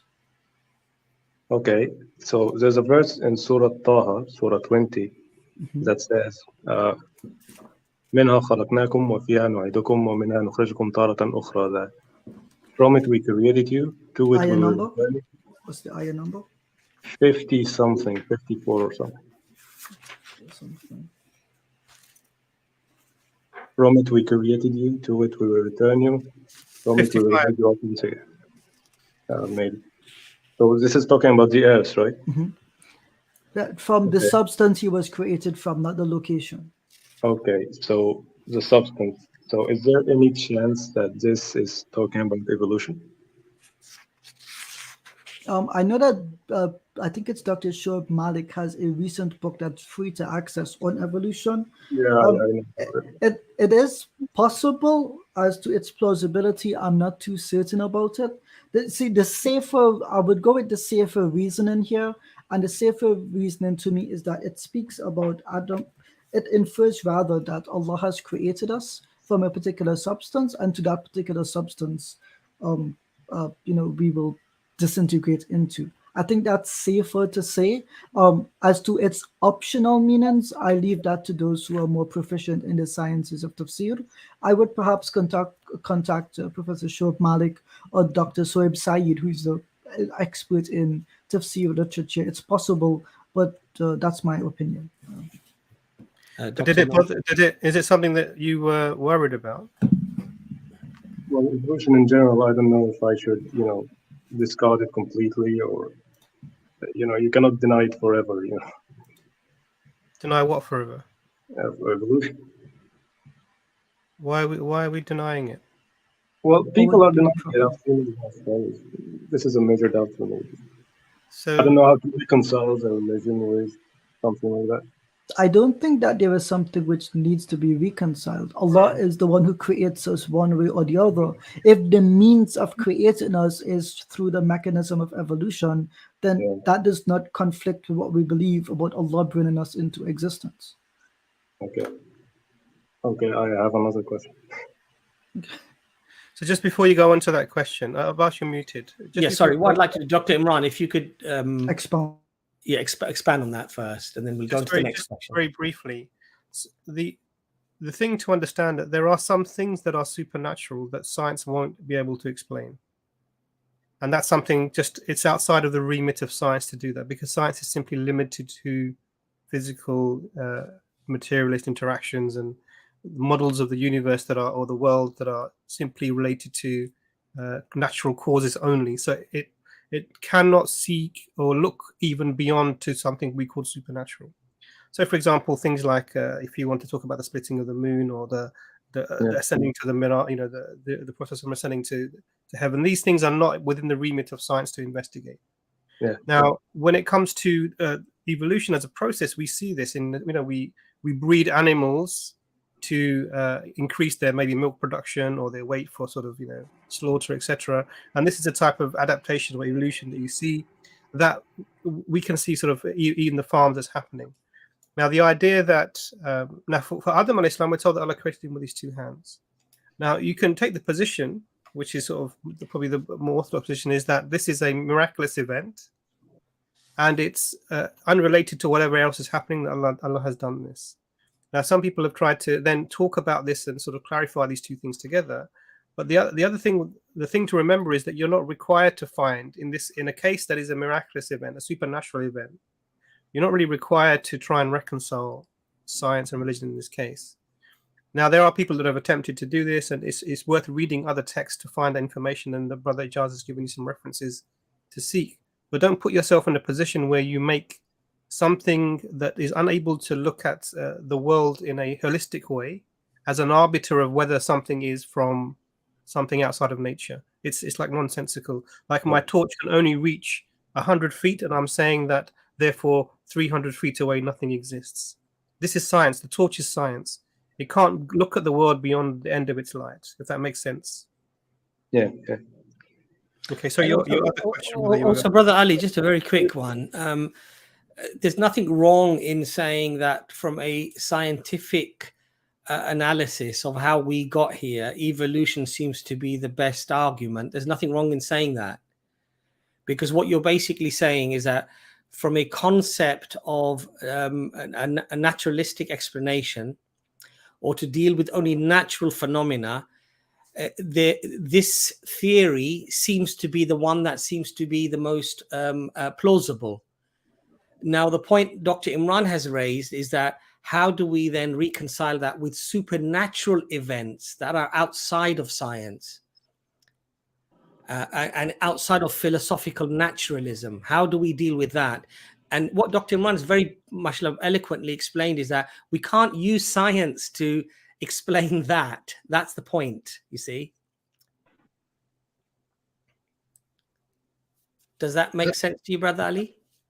I'm sorry, I lost connection for a few seconds. Okay, don't worry. It probably wasn't that important. I think Dr. Imran Mashal explained it very well. What's your next question, brother?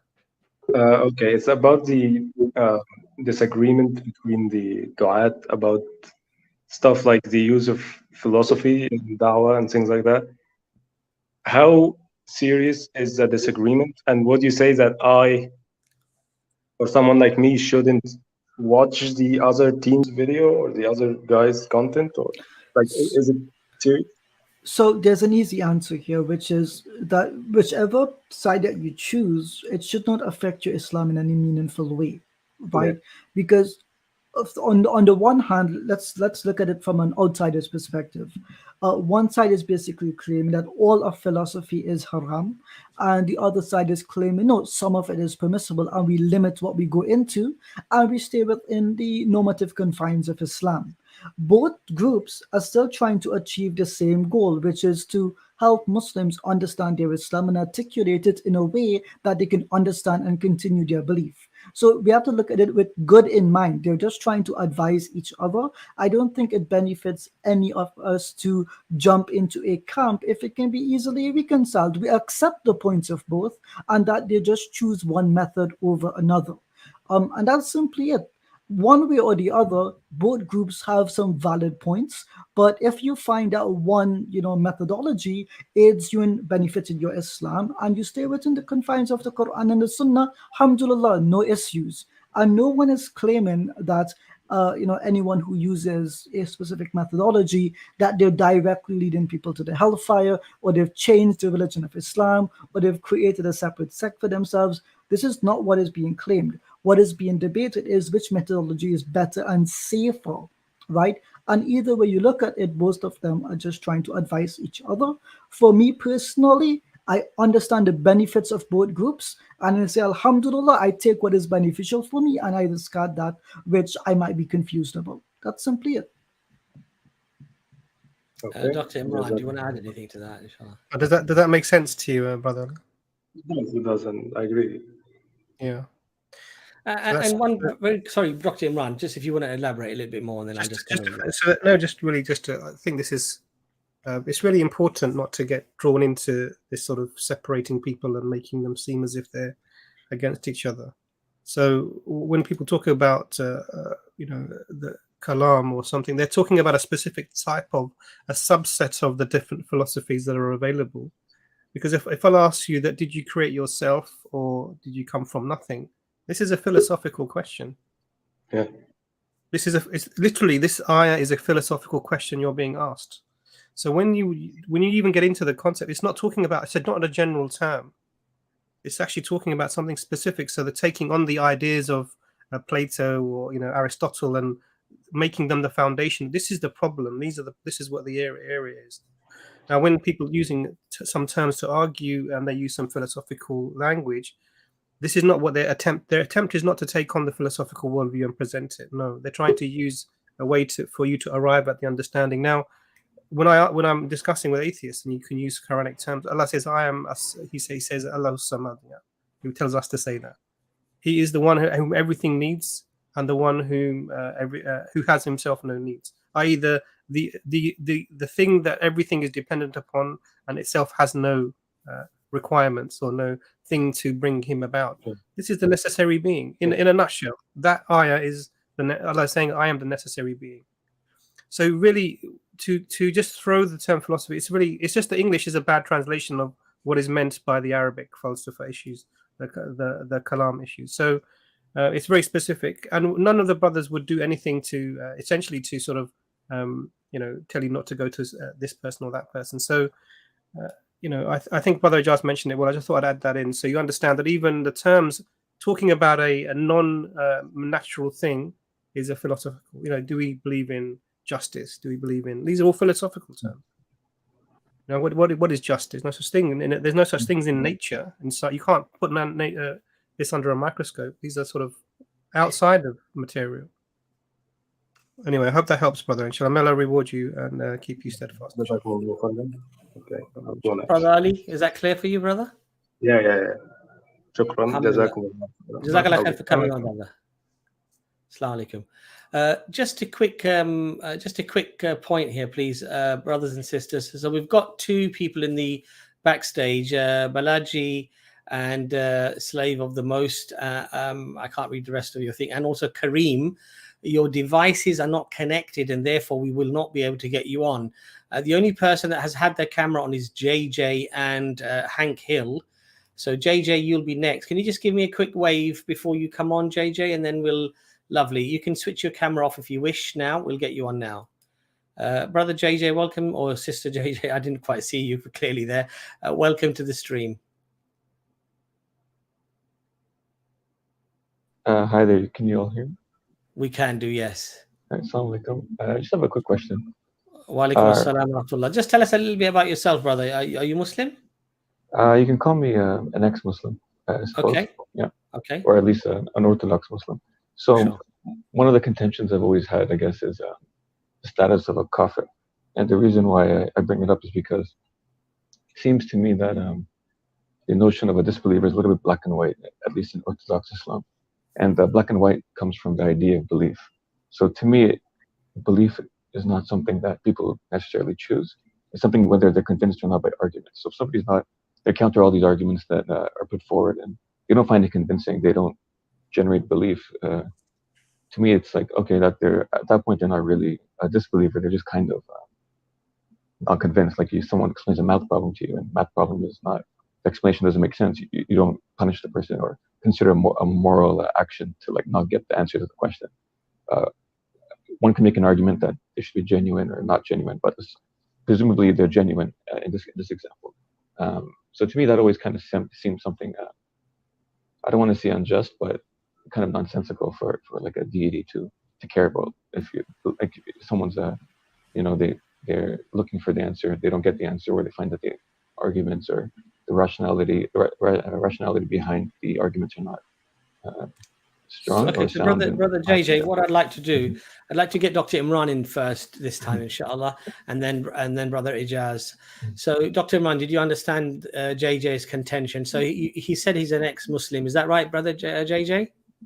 Yeah. So it depends on what you mean by Muslim. So my question presumes that there's my question is questioning the status of a Muslim and a non-Muslim. So I guess it depends. But orthodoxly, yes, I would be considered an ex-Muslim. Sure. Okay, Brother Imran, you're just muted, Brother Imran. So did you say that you were? Because I was confused by the initial labeling of yourself, to be honest with you, before we got onto the question, which is sort of I need to clarify as well. Because what you're saying is my contention is on what is a non-Muslim, what's a Muslim, what's a kafir, what's a disbeliever. So to me, the notions of disbeliever, if an Orthodox scholar would brand me as an ex-Muslim, I would not necessarily call myself an ex-Muslim because I don't believe that I'm rejecting God or anything. I see that the arguments don't make sense to me, and so I don't consider myself a disbeliever. And if the argument was presented, I would consider myself a believer. And I guess certain days I would wake up and have more faith than other days. So I'm kind of in between or on the fence. Depends on the day that you ask me. So I can't give you a straight answer as to what my status is. So you remind me of the hadith that you will go to sleep a believer and wake up a disbeliever. And is this what you're saying? About yourself? Yeah, more or less. Because I can't. When I search for rational reasons, the arguments they're not very good in my opinion. So whatever belief there is, it's entirely emotional, and I'm okay with that. But I don't. Yeah, go ahead. Rational reasons for what? Truth of Islam or God or any of the propositions that we were. So these are all separate categories, JJ. So it's sort of because obviously if you don't believe in God, then everything else is sort of secondary, isn't it? Really? Yes. So words doesn't mean anything if you're rejecting the possible existence of a God. Do you understand? Yes. So I guess if you, for example, reject the existence of God, and then you're talking about actually some days I'm a believer and some days I'm not, and then you say it's a rational basis, so that sometimes rationally you believe in a creator, and then the next day rationally you believe there isn't a creator, or rationally you believe it's not. Whenever there's a belief in creator, it's not rational. It's just an intuition, but it's not. I can't create an argument that justifies it, and so once I go through that process, it's gone, or it diminishes, and then occasionally, it comes back for whatever psychological reasons. I don't know. I'm not an expert, but that's the way. So I can't.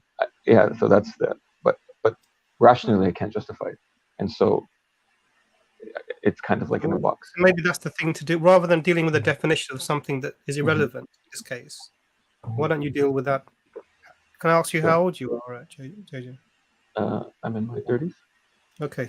So I'm just making sure. You sound a little young.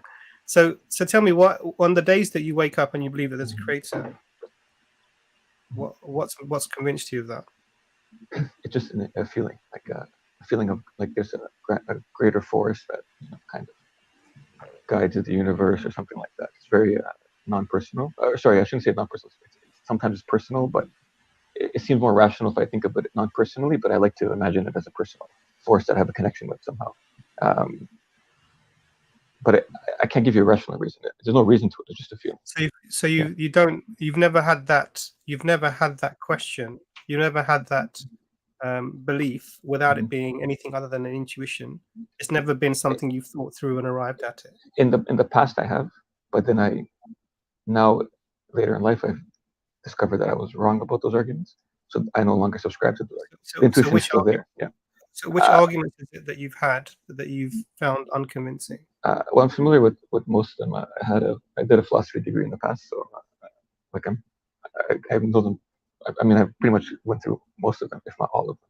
I mean, some of them are more technical, but in principle, I'm pretty familiar with all of them. So give me one that you found convincing and then suddenly became unconvincing. I used to like the intelligent design argument because I guess it's a good one that mixes intuition and some scientific ideas. I used to like the ontological argument, and those are probably the two that I like the most. Ontological argument because it's clever, and then the intelligent design argument because something you can observe. It's not entirely a priori. And what's convinced you that those were not reasonable? Well, the ontological argument. I mean, I don't know how familiar you guys are with the literature, but I take Kant's objection to it. I think that pretty much solves it. And the intelligent design argument, it's a bit circular. So rather than referencing people, give us the issue. Give us the issue. Well, it's a little bit. I'd have to give it thought to articulate the argument properly. As you know, ontological argument's a bit technical, right? But if you want a quick summary of it, I don't think that. I don't think existence. You can when you say something exists, you have to justify. You can't derive the existence a priori of an object. So if you say an object exists, in principle, you're not going to be able to generate an a priori argument that's going to derive the property of existence.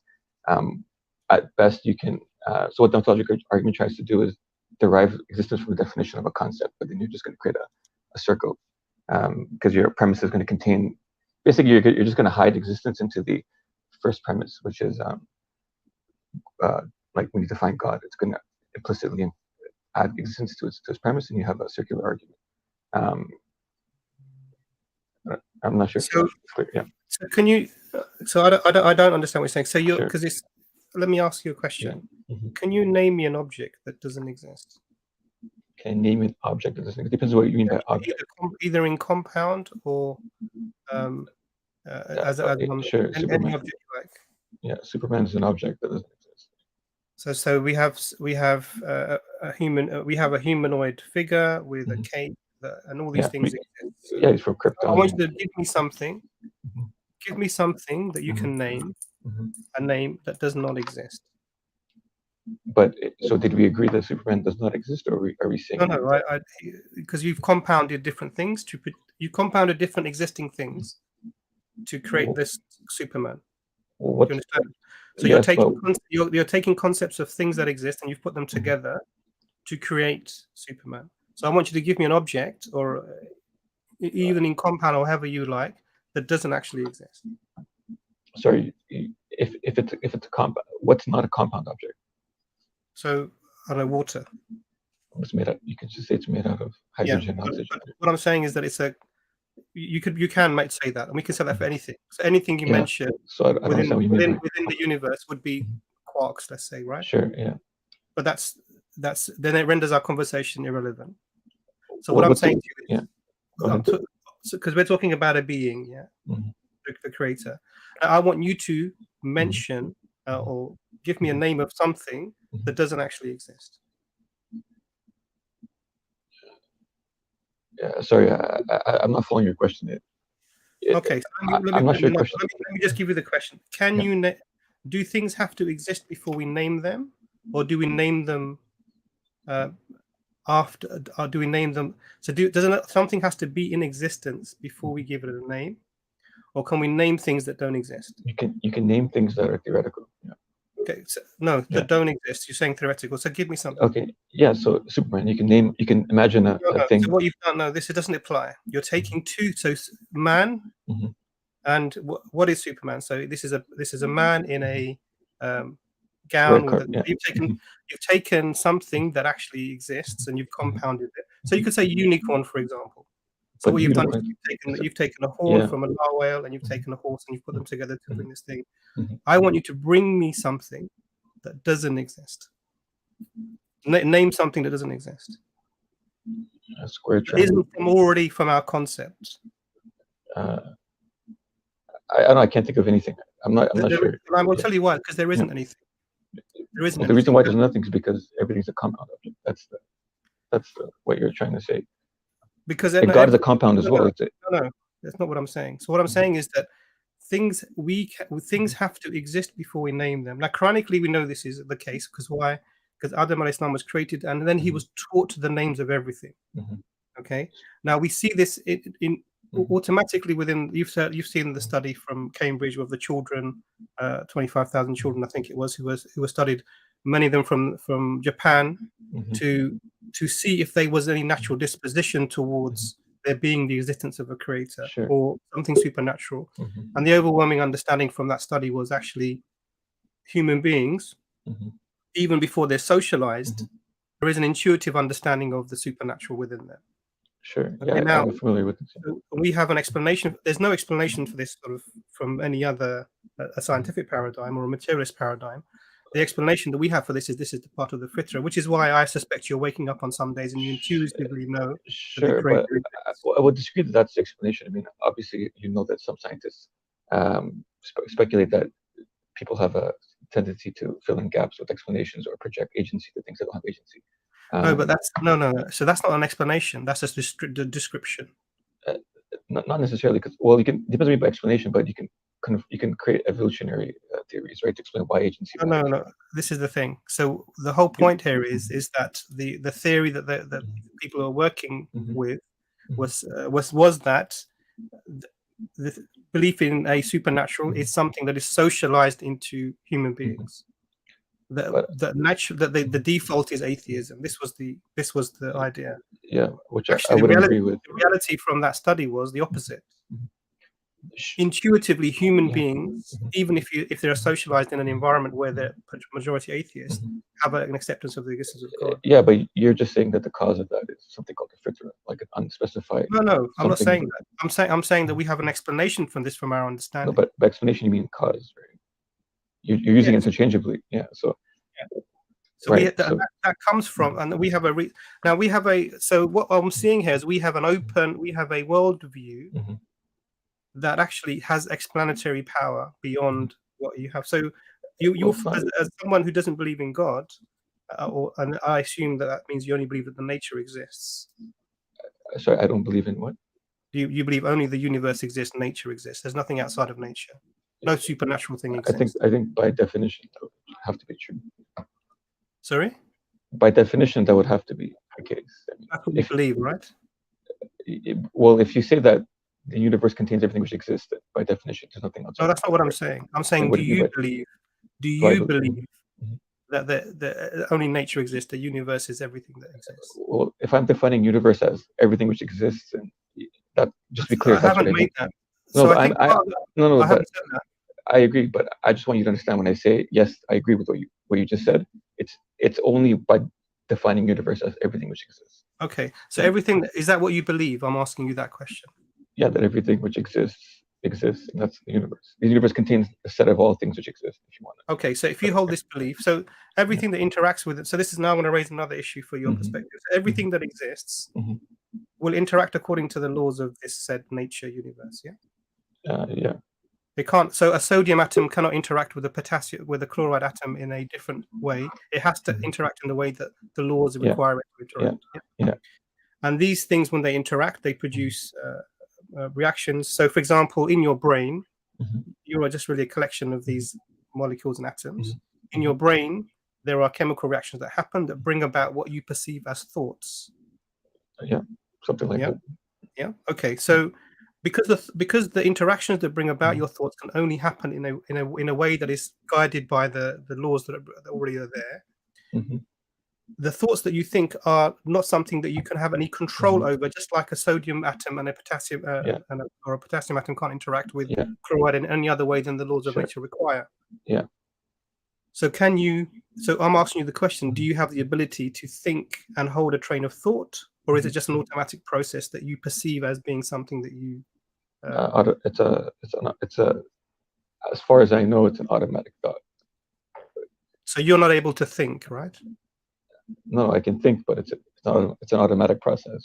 So you have no control over what you think, right? Yeah. Well, what you're referring to is obviously you're asking a question of determinism, right? So, I mean. Yes, but this is the problem. What I'm saying to you, because if you're not able to think. No. Your question is not. Am I able to think? It's whether I can create a thought independently of everything else, right? So thinking is holding a train of thought and coming to a conclusion. Yes. Yeah. You're not able to control a train of thought, are you? There's no.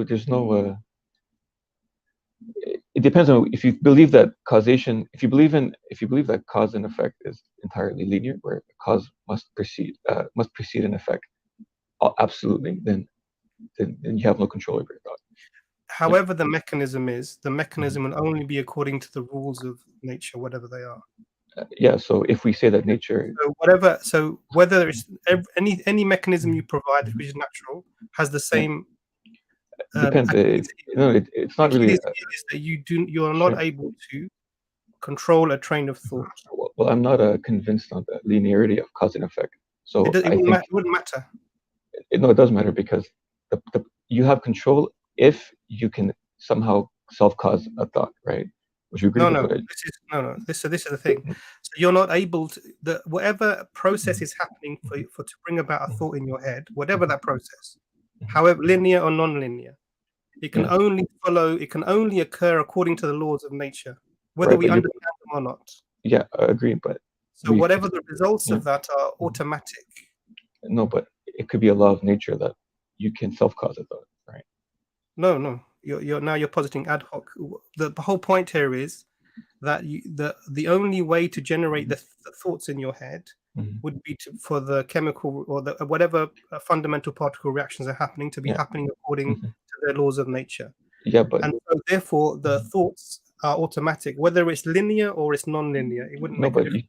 It does make a difference, because if you can self-cause and you have control of your thoughts, you're presuming that. No. How are you self-causing? Because this is the problem now. There is nothing outside of the natural processes. There is nothing. Only the universe is only nature. Yes. So nothing within it can self-cause itself. Does that sense? You're presuming that something can self-cause. No. You're saying that before something in existence, it has an effect. I'm saying it. Yeah, exactly. I'm saying that it's possible. That it's not cause and effect. No, it is. Well, we can make an argument that it's possible. So your argument depends on a certain view of cause and effect. To be honest with you, JJ, I think the problem is your philosophy degree. I think that's the problem, because what basic straightforward things you're confusing yourself. So, for example, the only way to have an independent train of thought is to have an aspect of yourself which is not material. i.e. is not affected by whatever material interactions are going on. That's the only way to have an independent train of thought. Bringing about concepts of self pre-caused thoughts or self-generating thought. This is like saying a woman can give birth to her mother. Yeah, this type of which is nonsensical. No, we can't. Well, I think it's throwing a little bit presumptuous to say it's nonsensical. We can make an argument that cause and effect. Explain to me how a woman would give birth to her mother. Well, it's not necessarily true that a woman can give birth to her mother, but it may be true that I think it may be true that the relationship between a cause and effect is not A must come before B. This may be possible, and I would imagine as Muslims, you already agree with me, because you think that God can act in a way that is contrary to A before B, because you think this is the thing. You can't use a supernatural mechanism to describe something that you're sure, but would you agree that but we can't just special plead and say something supernatural so it has these special properties that don't apply to anything else? You'd have to make an argument as to why that property is unique to God and not to anything else. So if you think God can do what I just said, then in principle there's a set of things which no. This is the problem, JJ. I'm talking about what you believe. This is what I believe, that it's possible. I can make an argument that if we assume cause and effect in a linear fashion, which is what your question implies, that we run into a problem. So we would have to be forced to accept that there's something which can operate outside of cause and effect. If we make that concession, then it follows that there are other things potentially that can also do that thing. And there's no rational reason a priori that it only applies to God, unless you have an argument. But I've never heard of such an argument. Yeah. So I don't. What you're saying, I don't agree with. I think what you're doing is you're positing, I think, ad hoc explanations onto things. What do you mean by ad hoc? Ad hoc means that it's you can just attach something on top of the argument that may be a sort of get-out clause, but doesn't give you any explanatory power. So but you have to show me. Why. For example, so this idea of a woman not being able to give birth to her mother is what you're positing as a solution to the problem that you can't think. No. I posit the principle that something, an A does not necessarily have to follow B, even if A is the cause of B. This is the principle that I'm positing is not logically impossible, and by some argument. Sure, yeah. But so what you're saying is there's no such thing as, what you're saying is that cause and effect, it doesn't exist, yeah? It doesn't have to exist for every single class of objects. So we can make an argument for it, but my point is you already agree with me because you think God already satisfies this property, right? No. You're just saying God has this. Go ahead. Which power? Which ability? Property? For you, God can. Correct me if I'm wrong, but I'm pretty familiar with the argument. But you believe that God can God's perception and abilities are timeless, right? So for God, A and B, there's no A precedes B for God. B and A are somehow happening at the same time from God's No, point. no. So and there's a specific route to understand this. So you're aware of the contingency argument, yeah? Sure. And I agree with your contingency argument, but I'm saying the conclusion of the contingency argument is not that only God has this property. The conclusion is there must be something which has this property, but the fallacy occurred. Okay. JJ, yeah. So you're mischaracterizing it when you say that only that God doesn't have this argument, this property. You're saying that there has to be a necessary fundamental thing that is the cause of everything else. Yeah, but that's a fundamental thing. And that thing, because to escape the absurdity of an infinite regress. Yeah. Exactly. That there has to be something that is the foundation of all things. Right, but if we take this argument a step further, then we will have to conclude that thing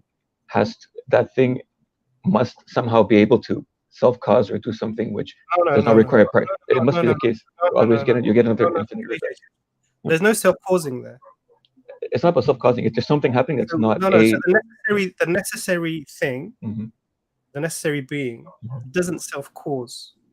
The necessary being is in existence necessarily. No, I'm not saying that its existence is self-cause. I'm saying its actions have to be the mechanism for which its actions actuate into reality have to follow something other than cause and effect. Otherwise, you get another infinite regress as to why that being chose to create and not create. So you've hit the nail on the head. Chose to create. Yes, exactly. So where did the choice come from? That is the reason why we have the creation. The next steps. Allow me to just elaborate this. If you're conceding that the being has a choice to create or not create, then you have to face the question: does the choice follow from a prior cause? And if you say you don't. Well, then you don't believe in cause and effect because you're saying that God was always. No, you don't. So this is the problem here. So when you get to the necessary being, you can't delineate that in any way, because anything that's delineated in any way requires explanation. So we can explain it. You don't believe that creation is eternal, right? I don't believe the creation is external. Okay, so then we've already delineated creation and not creation. So we have two stages. I agree. So the creation itself is delineated. Okay, so that means God. Sure, but that means there's two states of God: God which created and God which did not create. So unless you're delineating by time, you have to say that. No, JJ, I think you're confused. I'll be honest with you. Despite your philosophy degree, I think you're confusing yourself. Okay, you can explain. I'm not trying to be pejorative. The reason I'm saying that is because when you get everything that so first of all, what happens is that there needs to be an agreement that there is a necessary cause of everything that itself is uncaused. Yeah, sure. Do you agree with that? Yeah. Okay. So this thing itself is outside of space and time and matter because those things are themselves caused. We understand this. Yeah. Well, we have to qualify what you mean by outside of time. Like just saying outside of time is a little bit kind of gibberish, right? Like, what do you mean by outside of time? What does that exactly mean? Why is it gibberish? Because it's just vague. What does it mean to be outside of time? It's like saying I'm outside. Is time a part of the universe, space-time? Yeah? So it depends on what we mean by time, right? So yeah, so this is your problem, I think, JJ. Because what you're going to say is you're going to think yourself into oblivion. If you think you can think, that is. I mean, I don't believe that you can if there's only the universe. No, we can think. It's just you can't. You're conflating thinking and so-called free thought. Those are two different things, right? Yeah, but if there's no free thought, then how can you think? If there's no what, sorry? If there's no if you're not able to think freely, then how can you come to any conclusion that's valid? Where does truth fall? It doesn't follow that if you don't think freely that your conclusion is not valid. That has nothing to do with truth. I mean, truth is just to your premises correspond to reality. Is your inference correct? That's all that matters. So show me anything that self causes. Well, by the necessary existence that you. No. The necessary existence does not self cause. No. Its action has to be self-caused because otherwise. The necessary existence doesn't self-cause. Well, I'll explain why it must self-cause. So, if you assume the necessary existence exists to stop the infinite regress problem, right? Yeah. We assume that some necessary existence was always there, but creation was not always there. So at some point, before you come to creation, because that's a separate thing. Mm-hmm. The necessary being is there. Yeah. Mm-hmm. Does it require self-cause? Its actions require self-cause, not No, its no, existence. that's a separate thing. We're No, not talking about the actions. We're talking about the necessary. No, but I never said that existence. I clarified earlier that we're talking about its actions are self-cause. Existence is Okay. not self-cause. So okay. So now we're in a situation where everything that exists goes back to the necessary being. Yeah. And the necessary being it is volitional almost by definition, because it chooses to make the universe, etc., whatever. It's not necessarily volitional, but we can grant that as an assumption. Yeah. There is no other. If it's mechanistic, then you're still stuck in your infinite regress. Well, because necessary means by definition there is nothing external acting on it or imposing on it or causing it to make another effect. Yeah, it's just that like we can say volitional if you want for the nature of for the point of the argument. It doesn't really matter to me, but the point just that if you accept my argument, then you're going to end up with the conclusion that cause and effect doesn't work the way that you think it does. And once you get there, then it's kind of hard. No, I don't see that at all. Yeah, but I'm not sure that you see why. So just please step in, because I to be honest, I think there's a couple of things here. Okay. Having maybe your philosophical training is part of the problem, in the sense that what's happened is that your basic things that are I would think very straightforward, you're conflating them, and so you end up in a situation where, for example, if there is no, we have explanatory power by belief in the creator that explains all of the phenomena that we see. Just give me a few moments, I'll let Ijaz with you. So we have explanatory power from our belief in the existence of the creator that is greater than the position that you would put forward, even for things like the ability to have a train of thought that you control and come to a conclusion. The observation that there is nothing that exists there is nothing that we can name that doesn't already exist. And we see this even in that the study where children can have a natural inclination that there is a supernatural or something outside nature, and the whole idea that when you have a necessary being, that necessary being is itself not self-causing. It actually exists without a requirement for a cause. That's the whole nature of necessity. But then we seem to do is you seem to try and go into sort of certain definitions and things that end up, I would say, with respect, confuse you, because I don't accept the idea that a child can give birth to their mother. But what I'm gonna do is, because we seem to be going around in a bit of a circle, I'm gonna ask other Ijaz to sort of interact with you. Okay, fair enough. But I just want to just as for record, I'm not sure if I'm confused, but I think you're making a lot of generous assumptions in your claim. Sure, I don't mean to be ungenerous in that, but the idea that you're not sure if you think that there can be something that can cause itself. Well, we both agree, as I argued. Yeah, we both think that. So, for example, Allah says in the Quran that did you create yourselves, or did you come from nothing? But is it clear? None of these positions don't make sense. But do you understand why God's choice must be self-caused or not? Like, do you see the infinite regret? If you're saying God chooses, this is a different thing. No, but the idea what does choose mean? So this is the thing. This is the thing. Now, this is the problem here. We have this necessary being, which is God. Okay. Then we have, from that necessary being, we have other things happening. Now, the only way to explain that without being in a mechanism is that this is a choice or a will that is manifested in the effect. So what you're saying is it's self-caused, then you're saying this is within the creator. No. Okay, but you're just skipping steps in the logic. So you've already conceded my argument. As soon as you say he chose, the story doesn't stop there as to he just chose and therefore it works. You have to explain what does it mean logically for someone to choose in such a way that it's not mechanistic. You're obviously assuming some kind of cause and effect model that's not. No, I'm not. It's obviously the case because. No, I'm not. Well, we can make the argument, I mean, Sure. So I think this is the circle that we're going around in. So I'm going to let Brother Ijaz have a conversation with you, and we'll take it. Okay, go ahead. Yeah. So I want to establish a couple of things, and I could be ignorant. I don't know. Maybe I misunderstood you. So please contend with what I say charitably, because I have to build a bridge between you and the audience and what you've discussed thus far. So I really want to know, is there anything that you can be certain of from your perspective? Yeah, all kinds of stuff. Like I'm talking to you, the wall. that I exist, that you exist. I'm certain of all these things. So you do believe that you do exist, and you're 100% certain in this? Yeah, I believe in the wall, the table. I don't doubt these things. Okay, so concrete things exist, basically. Concrete entities exist. Yeah, anything that I have, that I'm experiencing, yeah, these all exist. Okay, so then that leads me to a second question.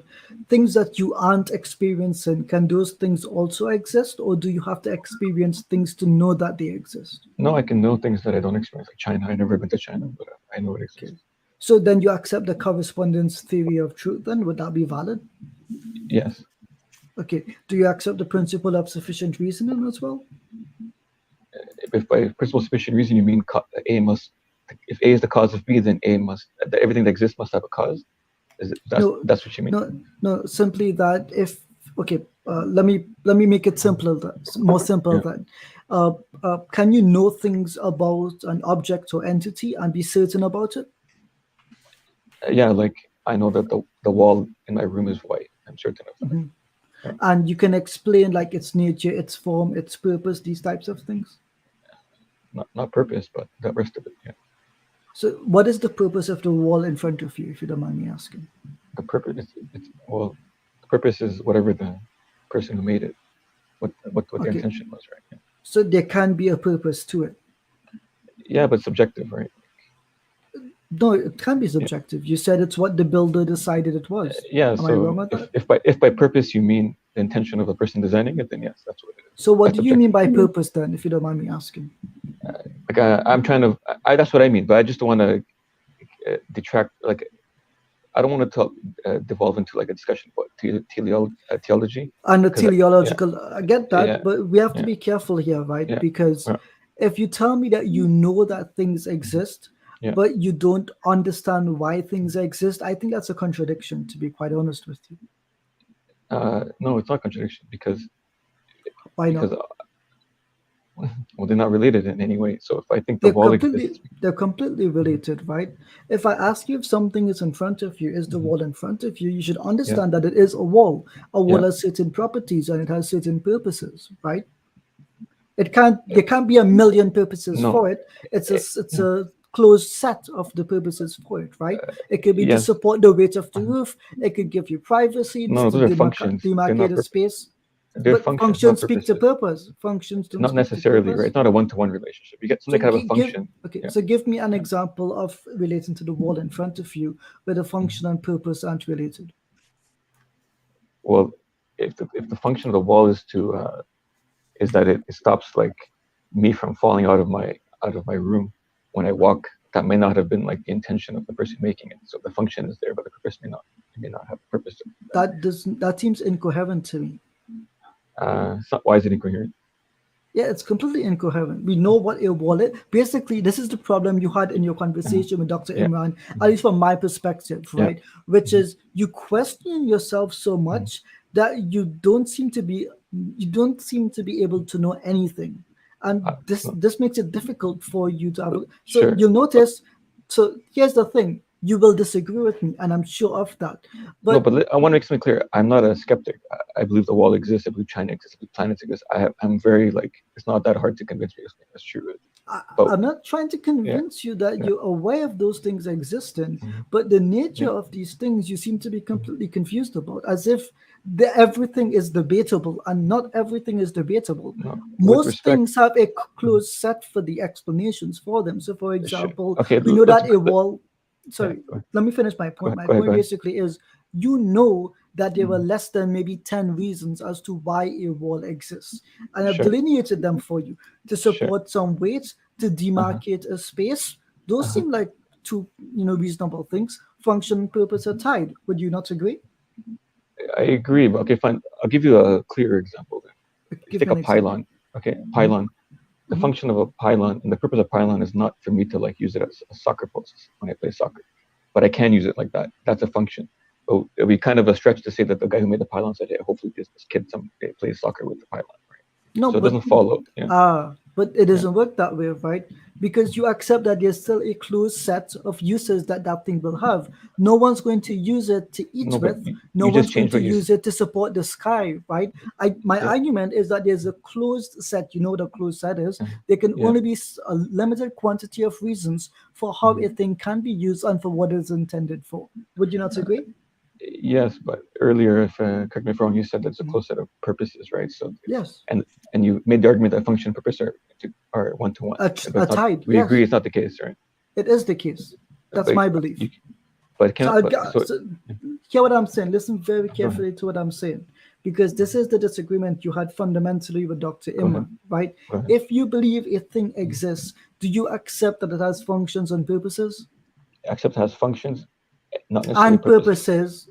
Okay. Not necessarily. Okay. So a Yeah, thing it can does. exist. Yeah. One second, Abbas. So a thing can exist and not have a purpose? Yeah, if it wasn't designed by anybody, then it would have a purpose. What do you mean if it wasn't designed by anybody? If there was no intention behind the creation of a thing, then it cannot have a purpose, because purpose is defined by the designer. So can you perhaps give me an example of a thing which exists without a designer intending it to So exist? this is what I was trying to avoid, because I know. you're trying to make No. yeah. This is what I because- don't want you to avoid. No, but there's a mistake here that you're making. So Okay. like, look, the rock. You're already begging the question, right? So the rock. I'm not I begging point the to a rock. The rock that if you take a rock, it has no purpose unless you assume that God made the rock. No. If we agree with what I said by purpose, right? So let's say a Okay, rock. hold on. Okay, what's the purpose of a rock? Okay. So no, but think about this. So a rock has no purpose. Is that Yes. your claim here? Yes. So remember, there were by purpose- entities. So Sorry, there sorry, were I just wanna cl- entities. Yeah. Just We don't want to to be clear, equivocate, right? We don't want to No, no. equivocate. The No, purpose one- means. Go ahead. One point at a time. So ahead. do you believe that things exist without a purpose? Yeah, rock. Okay. So then where do you get meaning for where things exist for? Why things exist? Can a thing exist randomly by itself, or does it come into being It came into being by itself? by a non-conscious force. This is possible. No, I want certainty here. Did it come into being, but did the rock manifest itself? No. There were such a processes that led to it existing. Yes. Is that correct? Yes. And you're trying to avoid infinite regress, right? Yes. So you accept that an entity like a designer would exist, a creator at least. Sorry, an entity. Repeat that. I just didn't- Okay, yeah. So an entity can't self-exist. It can't just bring itself into existence. A rock can't just self-exist. As we discussed with Dr. Imran, Imran. Dr. Imran. Sorry, no disrespect. You're assuming a cause and effect model, right? So Okay, no. I'm asking a simple question. Can the rock just self-manifest, self-actualize a rock? no, I don't think so. Right. So you said a set of processes led to it, right? Yeah. But So that would that not be cause and effect? Yes. A rock would be a product of cause and effect, without a doubt. Okay. And so at the end of that chain of cause and effect, what would be the starting point? The thing which was always there. Oh, exactly. So you accept a necessary being. Yes. Okay, so let's stop there. If you accept a necessary being, what are the qualities that this necessary being must have? That it exists and that it's able to violate cause and effect. Violate cause and effect. How do you remember? I said, what is it necessitate? The qualities. What is it necessitate? So what I just said, it must exist, which we just derived from the infinite regress argument. And the second property that it must have is that it must somehow violate cause and effect. Otherwise, what I want to make clear is that if you think that there's a necessary being and you think the necessary being did something, like did anything, and it's not just a static being, then it must have undergone some kind of change. And if it went through some kind of change or it did something that it wasn't that wasn't there before, you're jumping. Okay, pause. You're gonna get another infinite regress, right? I think you're jumping too much here again. So the thing with infinite regress is, right? Do you accept that time is a quantity? Yes. Like, do you accept that time is linear as we experience it?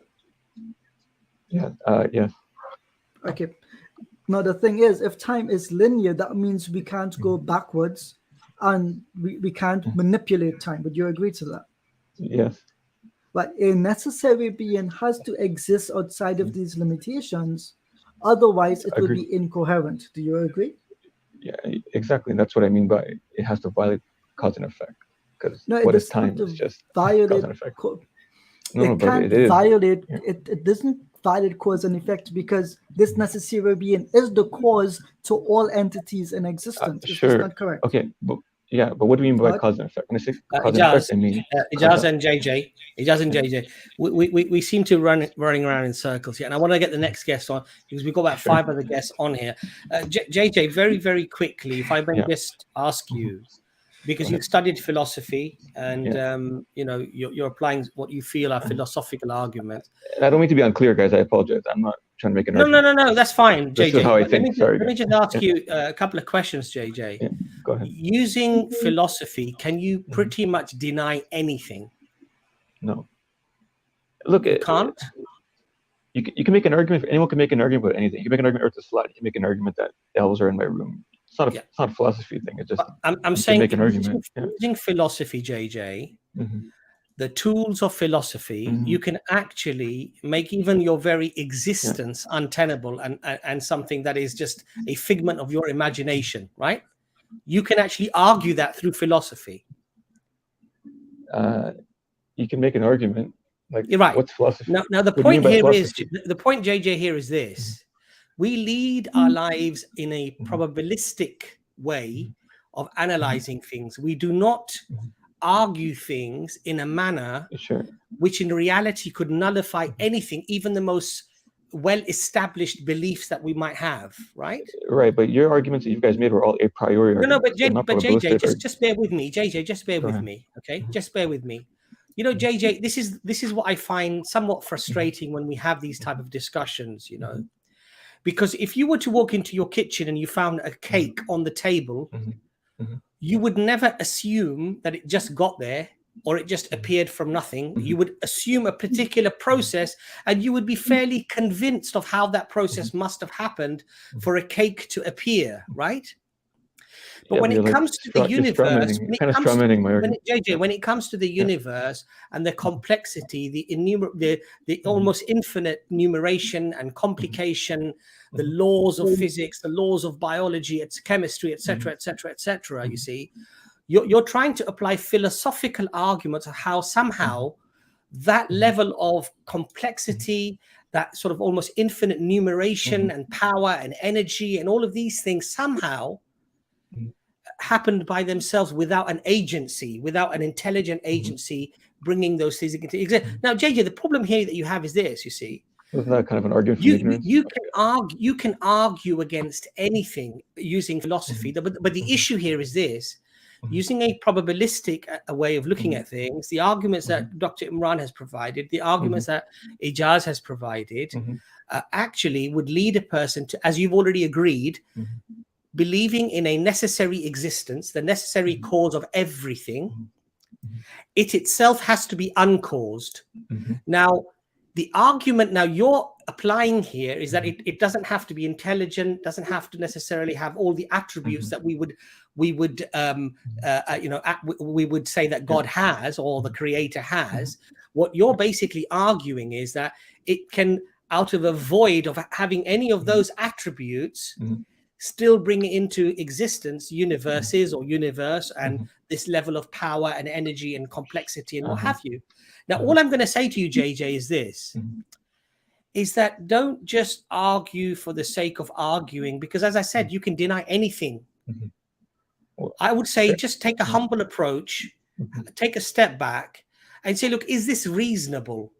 Is it reasonable to believe that this actually has occurred from a necessary existence that itself is uncaused, yet it hasn't got intelligence, hasn't got agency, doesn't make a decision when or when not to create or what have you. And it's about whether one finds these things reasonable or not reasonable. And I would say that most people would find your stance actually to be completely unreasonable.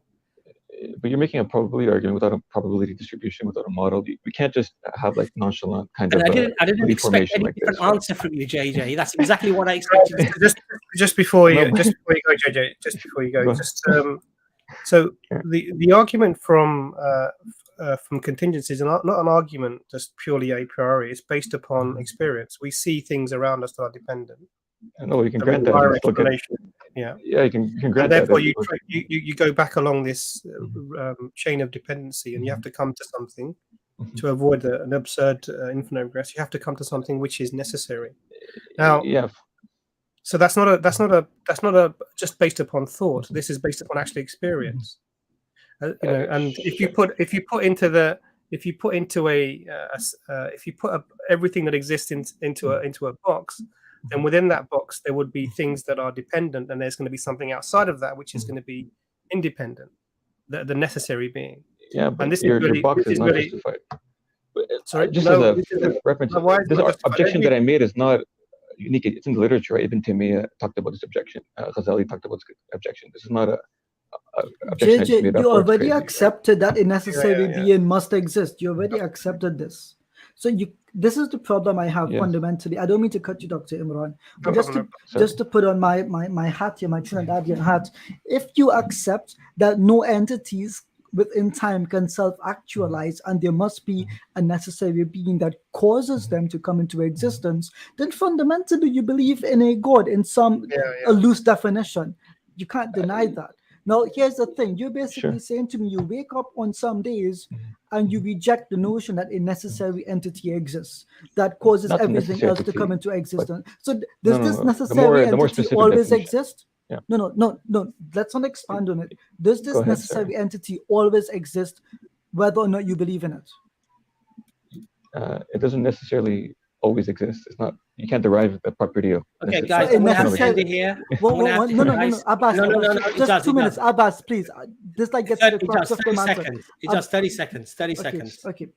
JJ, what you just said contradicted yourself because you agreed with me. No entities can self-actualize. I know you're saying to me that a necessary entity does not have to exist. This violates modal logic, and No. It doesn't necessarily have to exist all for all times. That's the opposite of necessary being.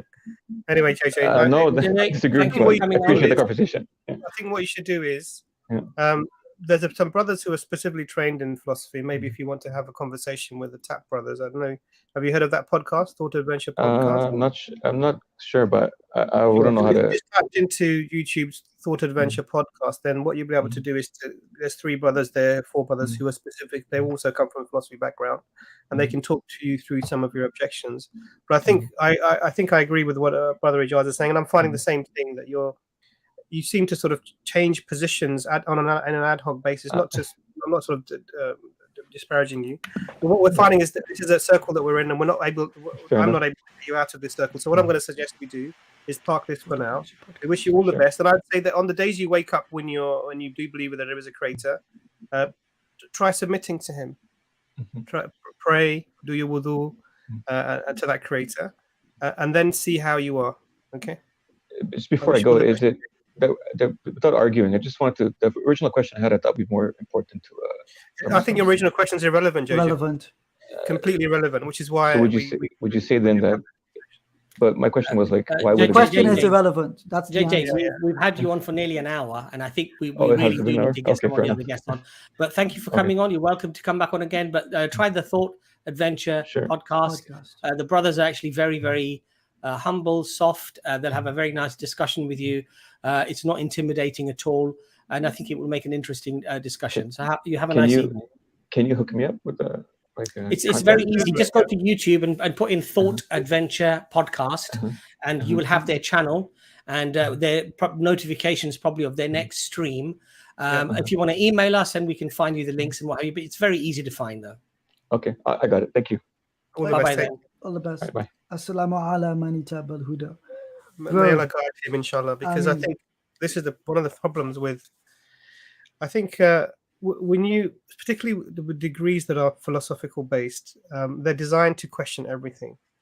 And I know I've seen a lot of brothers that unless they have some sort of good grounding in their religion, they go into these secular environments where they're taught Western philosophy. Often what happens is they don't have access to respond to many scholars who can help them through the fundamentals and establish them, that they end up in this sort of really, if you can deny cause and effect, You can deny anything. Anything. I mean, But this is the thing, Dr. Imran, which is we had to establish with him, are you sure you exist? Because if he questions everything and he's unsure that a necessary entity caused everything else to come into existence, then he can't say to us that he's not sure if this necessary being exists to begin with. He contradicted himself quite a few times, and the audience noticed that. And Judge, if you are watching, we didn't cause you to contradict. You made contradictory statements that people other than you also witnessed. So you, like Dr. Imran said, you flip-flopped in an ad hoc way.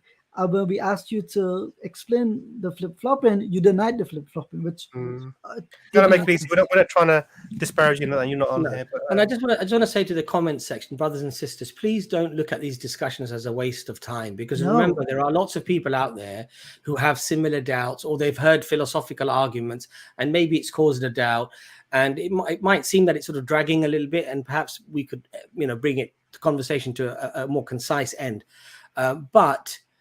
Please realize that, we get all sorts of different guests on here, and sometimes these arguments are important and we need to sort of decipher those arguments. In simple terms, Imran and Ijaz, if I walk into my room and I see even a toothpick on my table, I am never going to assume that it just happened by itself. I'm never going to assume that there wasn't an agency, some form of agency involved in its creation. Some kind of cause and effect leading it to be there.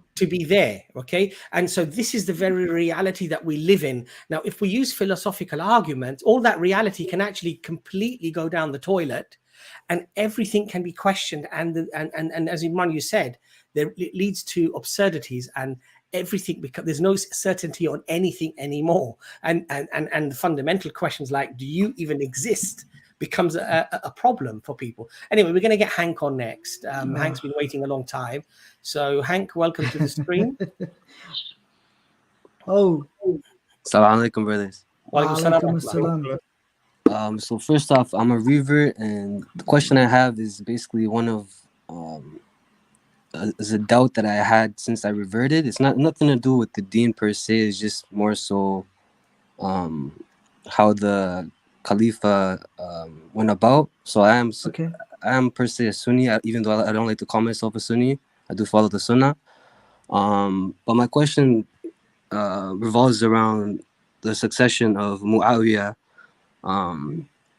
Because when I look at, like me, just going back of how I am as a person and growing up, like how I came to Islam is I'm very objective, and I look at history, right? Like I look at history, and when I look at how Ali didn't become the Khalifa, like it just doesn't make sense to me, And one thing that doesn't. What is the doubt, Hank? What is the doubt? Well, it's the fact that the main thing is like how people just give Muawiyah a pass. Like the majority of like mainstream Sunnis, there's no discussion. I never had a definitive answer about this topic at all, ever. I never really raised it to many people per se, but the people I've raised it to, they could never give me an answer, and they just kind of like just brush it off and say, "Oh, what's the question? What's the doubt?" You're explaining the actions of the people. So be direct. So essentially, after the death of Uthman, like how why didn't Ali become the Khalifa? Is that the question? Yeah, and the fact that the one doubt I have as well is the fact that after Muawiyah, he did become the Khalifa. He gave it to his son when one of the agreements with the Ali's son was that Hassan was that he wouldn't give it. Brother Hank. I'm sorry to be rude. I hope I'm not being rude. Just to cut you off there.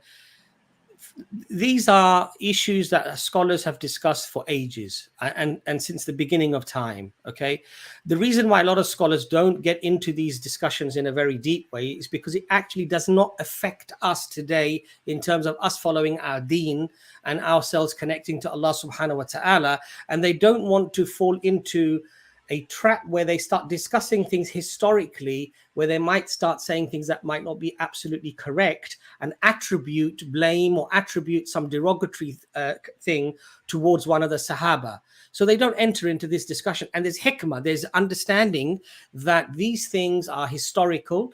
Yes, they should be studied by scholars. They should be discussed by scholars, perhaps. But I don't know if you are a scholar, Hank Hill, but I certainly am not. So for me, really, the important thing is... Just ask one question, sorry, Abbas. Yeah, sorry. Say your important thing. My apologies, I interrupted the wrong time. No, sorry. You said the important thing is, and I interrupted you. Yeah, so what I'm saying, the important thing for us, Brother Hank, is that, as I say, these are very historical things where people have opinions about what was done, how it was done. And even in those opinions, people sometimes differ slightly.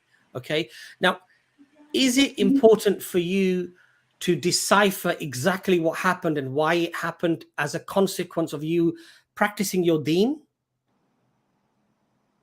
Well, that's the thing though. Like, it is important when like I said, there are people like I watch lectures and, you know, like of people just giving him a pass and but brother Hank, giving him a pass or not giving him a pass. But how does it affect you? How does it affect practicing your religion today, Hank? No, but the fact that you're interjecting, you're getting emotional about it, just shows me that people have a problem with trying to look at this topic and just calling it how it is. You know what I mean? It's like two people can't be right, brother. You know what I mean? That's how I see it. One of them's wrong, one of them's right. That's how I see it. Can I talk to you for a second? Is that all right? Yeah. Sure, brother. Let's just assume that Muawiya was wrong. Let's say he was wrong. Okay, what he did was wrong. Everything. It's just, how does that affect your Islam? Well, it does affect my Islam per se, but I look at it in history. Which tenets of Islam are affected? Brother, 1 second. Which tenets of Islam are affected by this? Well, I don't know about the tenets, but the way the Khalifa was passed down got definitely affected. Brother Hank, there's two different things here we're discussing. There's the religion, and then you're discussing the historical events. Now, what I'm asking you is, let's assume the worst you want to assume, just for the sake of the discussion, because you're saying everyone gives it a pass. So let's not give it a pass. Let's say, yep, Muawiya was completely wrong. What he did was completely wrong. Shouldn't have done this thing. Shouldn't have put his son into power. Completely wrong. The question I'm asking you is, how does this affect Islam? Well, it affects Islam if somebody from the outside looking in, if they're trying to look at it the way I'm looking at it historically, because they might not have the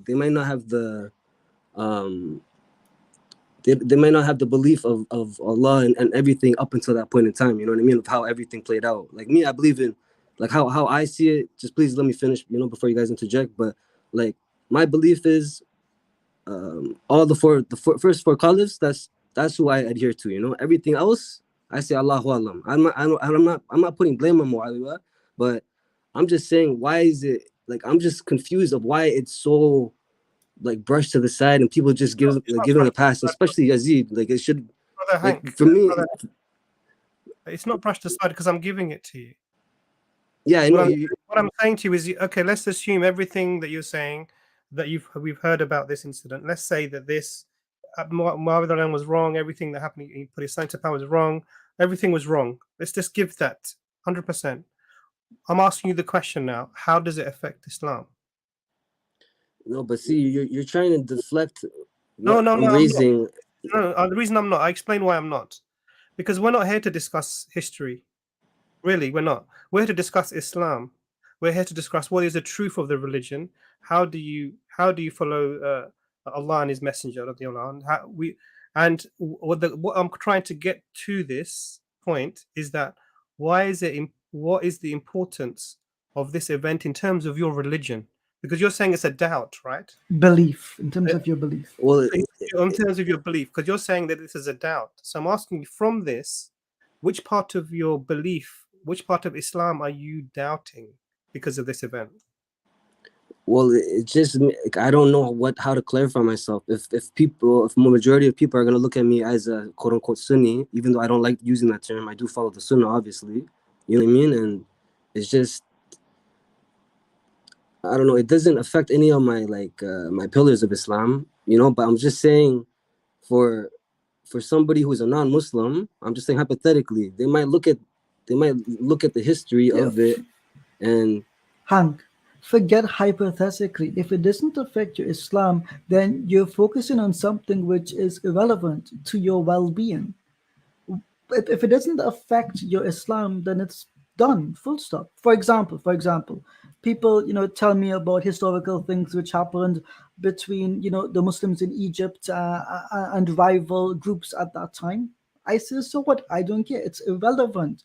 They ask me about certain political things that happened in the 1800s. I say, so what? It's irrelevant to my beliefs. So the thing is, this stream is about doubts, things which cause you to doubt the truth, the validity of Islam.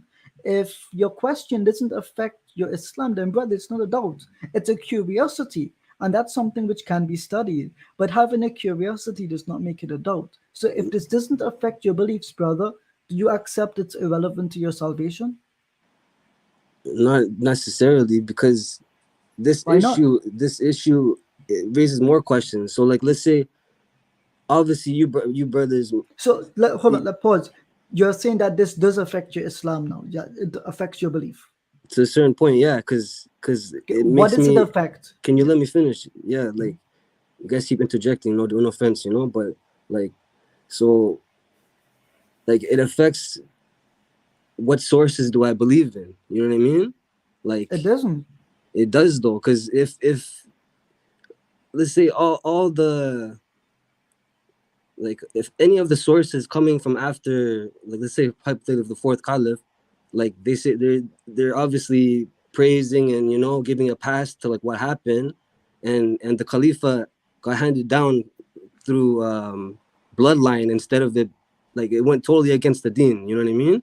So How would I don't see how you so connecting the those first two four things. caliphs, were they all related? Was it passed down to their son?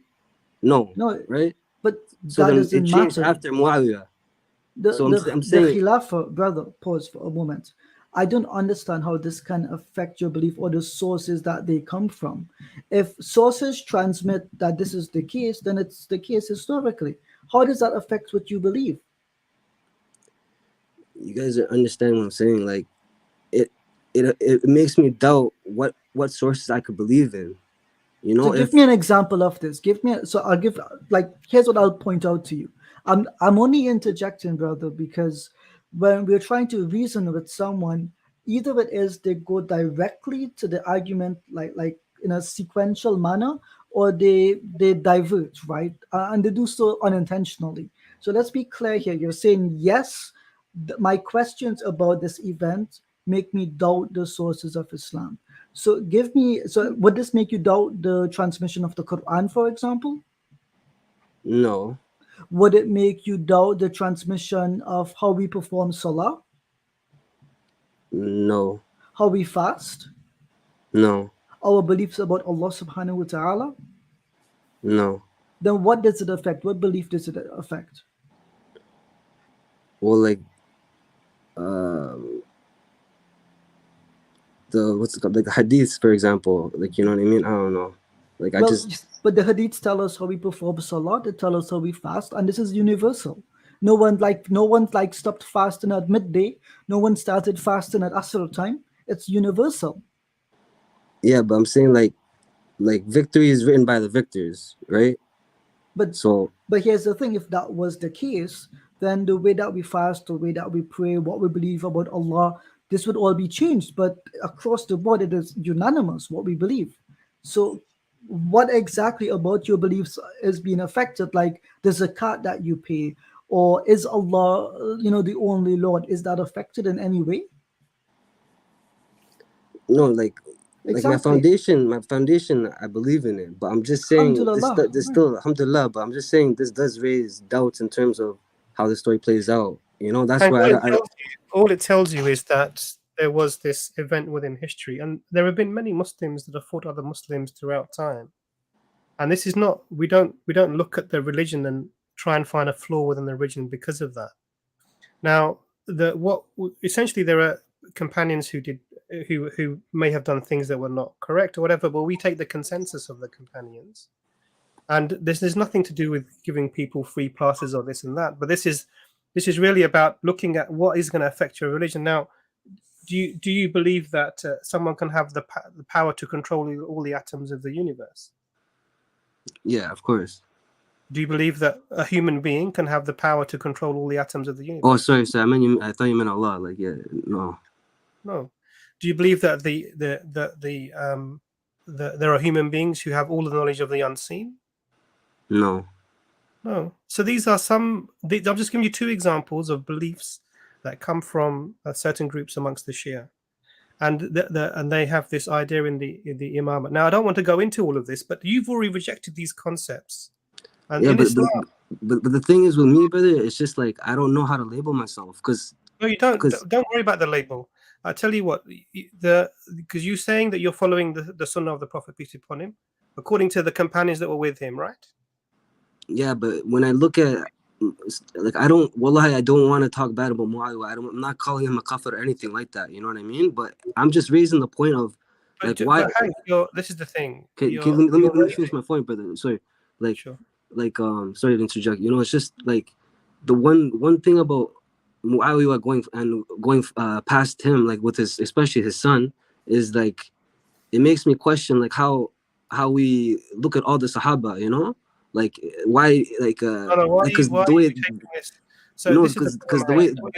way people talk about them is like, oh, they're basically they never sin or they never do anything wrong. Hank Hill, you know, you started this discussion somewhere, and now this discussion has ended up somewhere else. Okay, you're not going to be questioned in your grave about Muawiyah, about what him giving his leadership to his son. These are not questions Allah's going to ask you in your grave. Allah's not going to ask you your opinion on these matters, or whether you disagree, or whether you agree. It's irrelevant. It's completely irrelevant. Now, the fact that you think it's not irrelevant, this is something that maybe you need to go and discuss with a qualified scholar. But it is actually irrelevant for you to practice your religion. Now, from this, you're saying that you doubt the hadith. The same people that give us the hadith are the same people that have given us the Qur'an. The same companions that have relayed the Qur'an to us through this chain of ijaza, through this narrations, you know, of passing it down, is the same way that we receive the hadith as well. And so, quite frankly, Hank, as I said, this discussion is actually slowly progressing into areas that perhaps, you know, we would not have really wanted to get into in the first place. We really need to concentrate on what is our goal. Our goal is to please Allah subhanahu wa ta'ala and to, inshallah, with his grace, with his mercy, enter Jannah. To worry about what Muawiyah did or what Muawiyah did to his son or gave his son, this should not be our concern, because quite frankly, it doesn't affect the way that we practice our religion. You can read your salah, you can do your fasting, you can give your zakat, you can lower your eyes when you see a woman that you're not married to or is not your mother, your sister, your daughter, etc., etc. We can practice our deen. And so this is what we should do. We should know our lane. We should know our place. Don't go into territories and into areas and devote huge amounts of time in confusing yourself in areas that simply have no relevance of you being a Muslim and things that you will never be questioned about. So that's what I would say to you, brother. So we're not going to, inshallah, continue this discussion. Jazakallah khair for coming on. My advice, sincere advice to you would be, go and, inshallah, consult a trained, qualified scholar and have this discussion. But really, this is not, for us, this is a non-issue. For most Muslims, actually, this is a non-issue. For most scholars, this is a non-issue. This is a very fringe. This is a very fringe section of Muslims who make this into a huge issue, wanting to debate and to discuss and to keep regurgitating some of the arguments that have been done. But Jazakallah khair for coming on. Brother, let me finish, brother. Sorry. Like the fact that you just brushed me off like it's not a big topic, because it is. Because one thing, let me finish, brother. One thing is why it's a big topic for me is because I have to look at the Shia perspective, and like you don't. It's not. I don't believe in the Shia like doctrine and the 12 Imams and all that. Brother, I'm saying like I believe that Ali should have been the fourth Khalifa, point blank, and that shouldn't have been Islam, if anything. Even if you believe that, it does not affect what you believe about Islam, because historically all of our fundamental teachings are so diverse in their lines of transmission, it affects nothing about what we believe. If you believe that Ali radiallahu anhu should have been in power, that's sure, but that does not affect your day-to-day Islam. And if you think that affects your day-to-day Islam, then you've misunderstood the importance of that event. I've not seen a single companion, a single scholar throughout history saying, because one of the other did not get power, therefore this affects whether I believe in Allah or not. If that is the conclusion that you've come to, then there is something behind that which is not related to the issue. And my honest advice is, you need to figure out why that matters to you so much when it does not impact your day-to-day Islam or your belief in Allah subhanahu wa ta'ala. That's my personal, advice to you, brother. And I just don't see how it connects, in all honesty. I would leave with this one thing. If you want, I can speak to you one-on-one more about this if you really want to. But I promise you, at the end of that conversation, you're going to say to yourself, why did I waste my time obsessing over something that was irrelevant to my beliefs? So we'll put our email address up. I'll give you the time of day. If you really want it, I'll give it to you. But please don't waste your own time. It's not relevant to your deen. But brother, you know why? Brother Hank, that's not an opening for you to now have another rebuttal and that we have an endless rebuttal. This is not about brushing anything under the carpet or brushing anything under the side. This is about using your reason, your aql that Allah has given you and your understanding. What do the scholars say about this? Let me go and speak to the scholars. Most scholars will say to you, don't I gotta run. enter. I do apologize. Okay, Jazakallah khair, We've brother. got about 10 minutes and we're finishing anyway. But Jazakallah khair, I really appreciate everything. Assalamu alaikum, brother Ijaz. Assalamu alaikum. The point here is, Abbas, that you talk about something for about half an hour, and then you get told that you're brushing it aside. Exactly. You give someone that you can say, okay, let's say this terrible thing happened. Yes. How does it affect your religion? It doesn't, and then you still get accused of brushing it aside. Exactly. Our intention is just to sort of get specific to the point about the how it affects the religion, and it doesn't really. That's what the brother said. Yeah. So, and he doesn't believe that there are human beings who can control all the atoms of the universe, or there are human beings that control all of the, we know all the matters of the unseen, etc., which is what some people believe about the specific, some specific people in amongst the Shia believe about the Imam. So it's not really. I don't really see the relevance of this point, and we're not really into this sort of sectarian types of discussions. And the main thing, Imran, which you guys did reiterate and confirm, is that, Ikhwan, brothers and sisters, man, priority. What's the priority? If the roof is not on your building, okay, don't worry about the color of the paint on the skirting board or on the floor. There's a sense of priority here. What's our for most of us, get your salah right.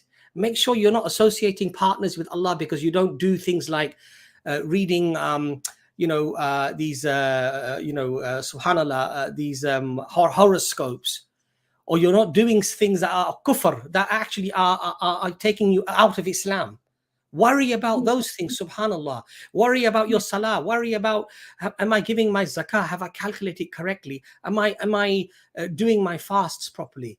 Have I planned for my hajj? Do I have khushu in my salah? Do I read my salah properly? Do I read it on time? Do I actually wake up for fajr? Do I understand what I'm saying? These are our priorities, certainly my priorities anyway. Maybe all of you who are listening, mashallah, you're on a much higher stage where you need to start worrying about these things. I would say priorities. So, brother, we're almost at 3 hours, and I think that that will be our limit, inshallah. So, anyone we're not able to bring on, we really do give our apologies to. But brother, Abbas, if you can bring one other person, inshallah. FBL will be our last guest, inshallah, today. We'll take the question, and then we'll just respond to that. Okay. My apologies to everybody else. We still have 6 or 7 people waiting in the backstage. We can't get you all. My apologies. Inshallah ta'ala, if you remind us on the next stream that you were waiting, we will try to get you on first and jump the queue, because obviously you were waiting for quite a long time. So my apologies if you don't get on today. But we've got FBL. You're going to be on next. If you want to leave your camera on, you can do, or you can switch it off. FBL, welcome to the stream. Assalamu alaikum, brother Imran and brother Abbas. Walaikum Just my assalam. question Walaikum quickly is assalam. my question quickly is regarding you know, like free will. So I understand, like I have no doubts about free will. Like, you know, we have free will to do whatever we want, and I know that God knows what we will do before we do it because it's already written, and because of He's all knowing.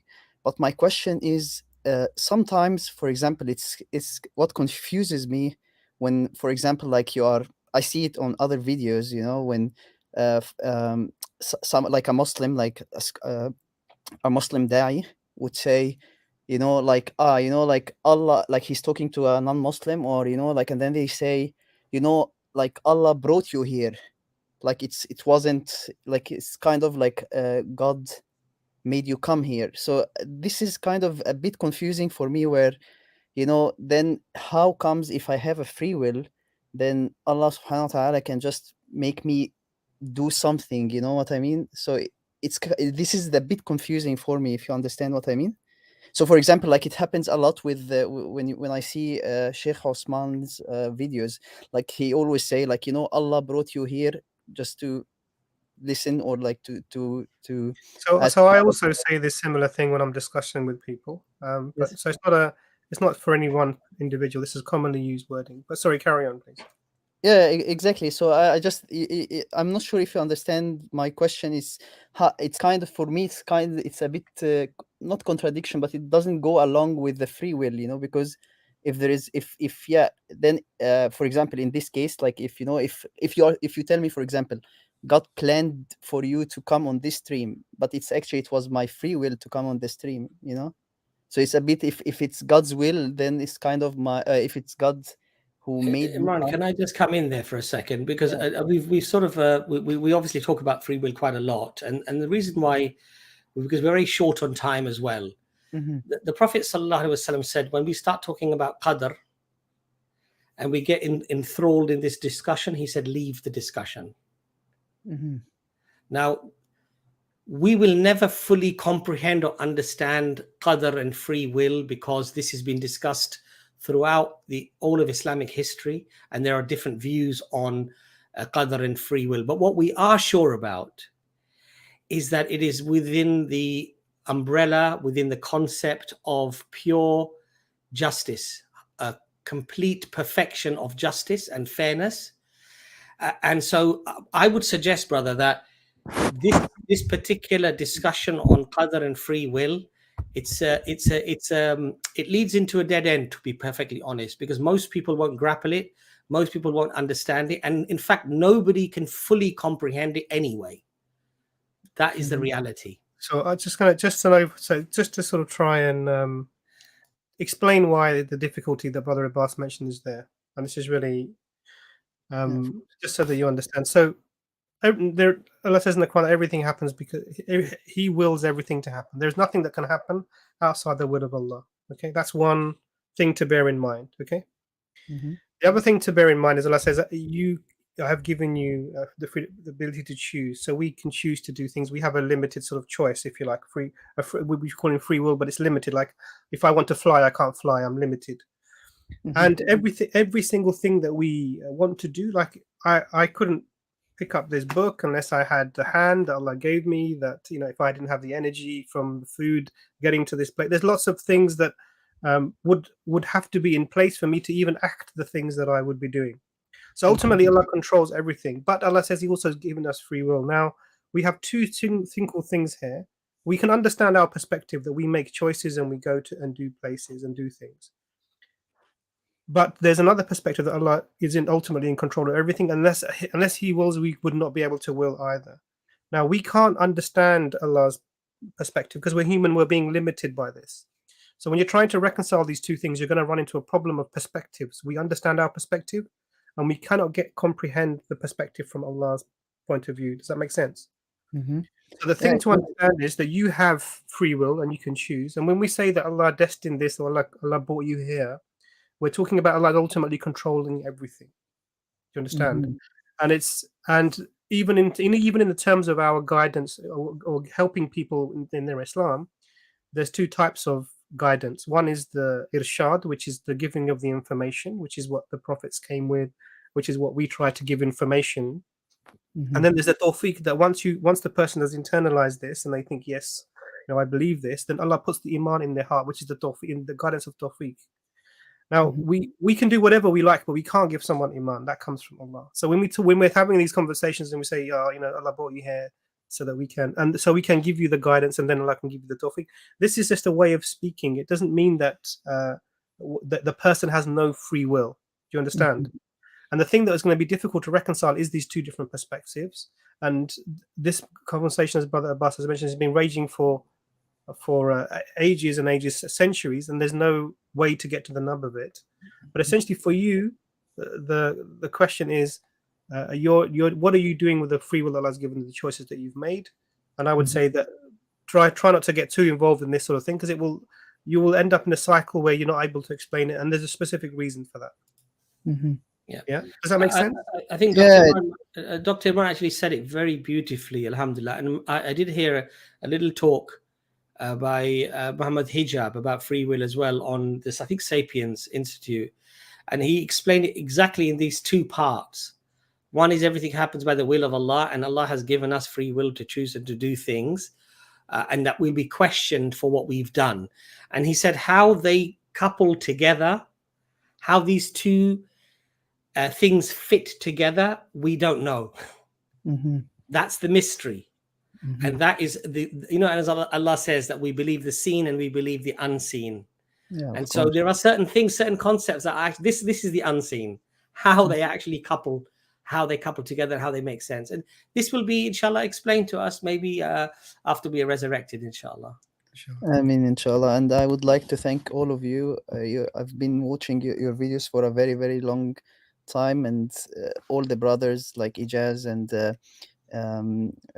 everyone, I just don't want to miss anyone. And yeah, I'm very thankful. Yeah, it's actually it makes sense to me now. Like we have free will, but still, of course, like God is in control of everything, and He's all knowing. He's all powerful. So we cannot really compare both. But yeah, I think like alhamdulillah, it's not putting really doubts in, and it's just like sometimes it's when I see someone saying it, it's kind of just it's hits me a little, not hits my iman, but just like I think about it for a little bit. So I thought just to ask you, but I'm very thankful for your time and for trying to give me a good answer. Jazakallah, brother. May Allah reward you for coming on. Assalamu alaikum. Thank you. Assalamu alaikum, brother. Alaikum. Alhamdulillah.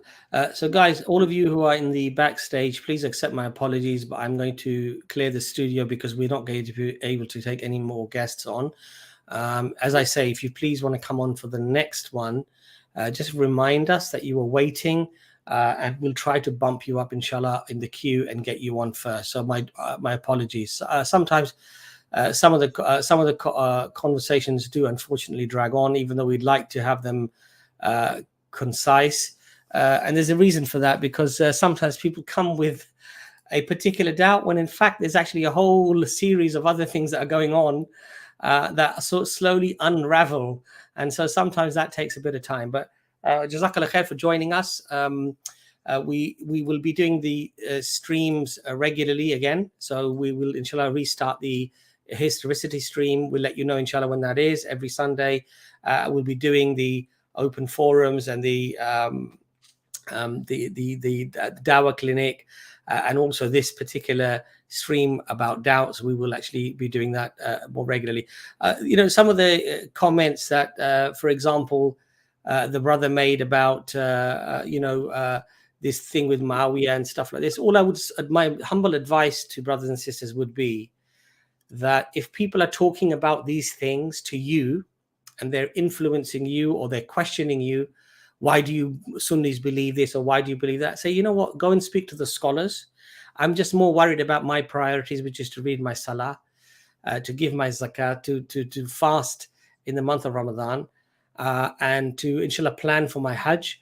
And also all of the other things that I have to do, obligations, looking after my parents, being respectful to people, speaking kindly, being just, being honest. May Allah, inshallah, inspire all of us to have those priorities in our life in the right order, so we don't become distracted and invest time in a way that actually is not fruitful for us, that's not beneficial to us. And I think some of the things that came out in that discussion were eventually it came down to how can I trust the hadith? You see where the progression was and how the conversation went from one end all the way. How can I now trust hadith? So, and these are problematic discussions to have. And really, there's no, we've had these type of discussions and really these discussions never end. So I hope you understand that. Imran, any last words, inshallah, before we go? Sure. So amongst the streams, also the perfect storm will be as normal as we expect. People are asking that in the audience. Jazakallah khair everyone for coming. And this is a new stream that we've just started, inshallah, which is about busting the doubts that people have, inshallah.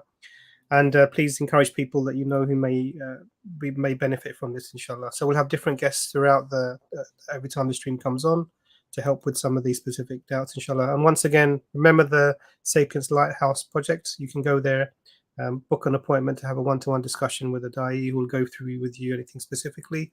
And also they do some mentoring there as well. So you can talk about anything that you want to do in terms of sort of where you might go forward in terms of your dawah. So Jazakumullah khair. May Allah reward you all and bless you for your continued support. Ameen. Assalamu alaikum wa rahmatullahi wa barakatuh.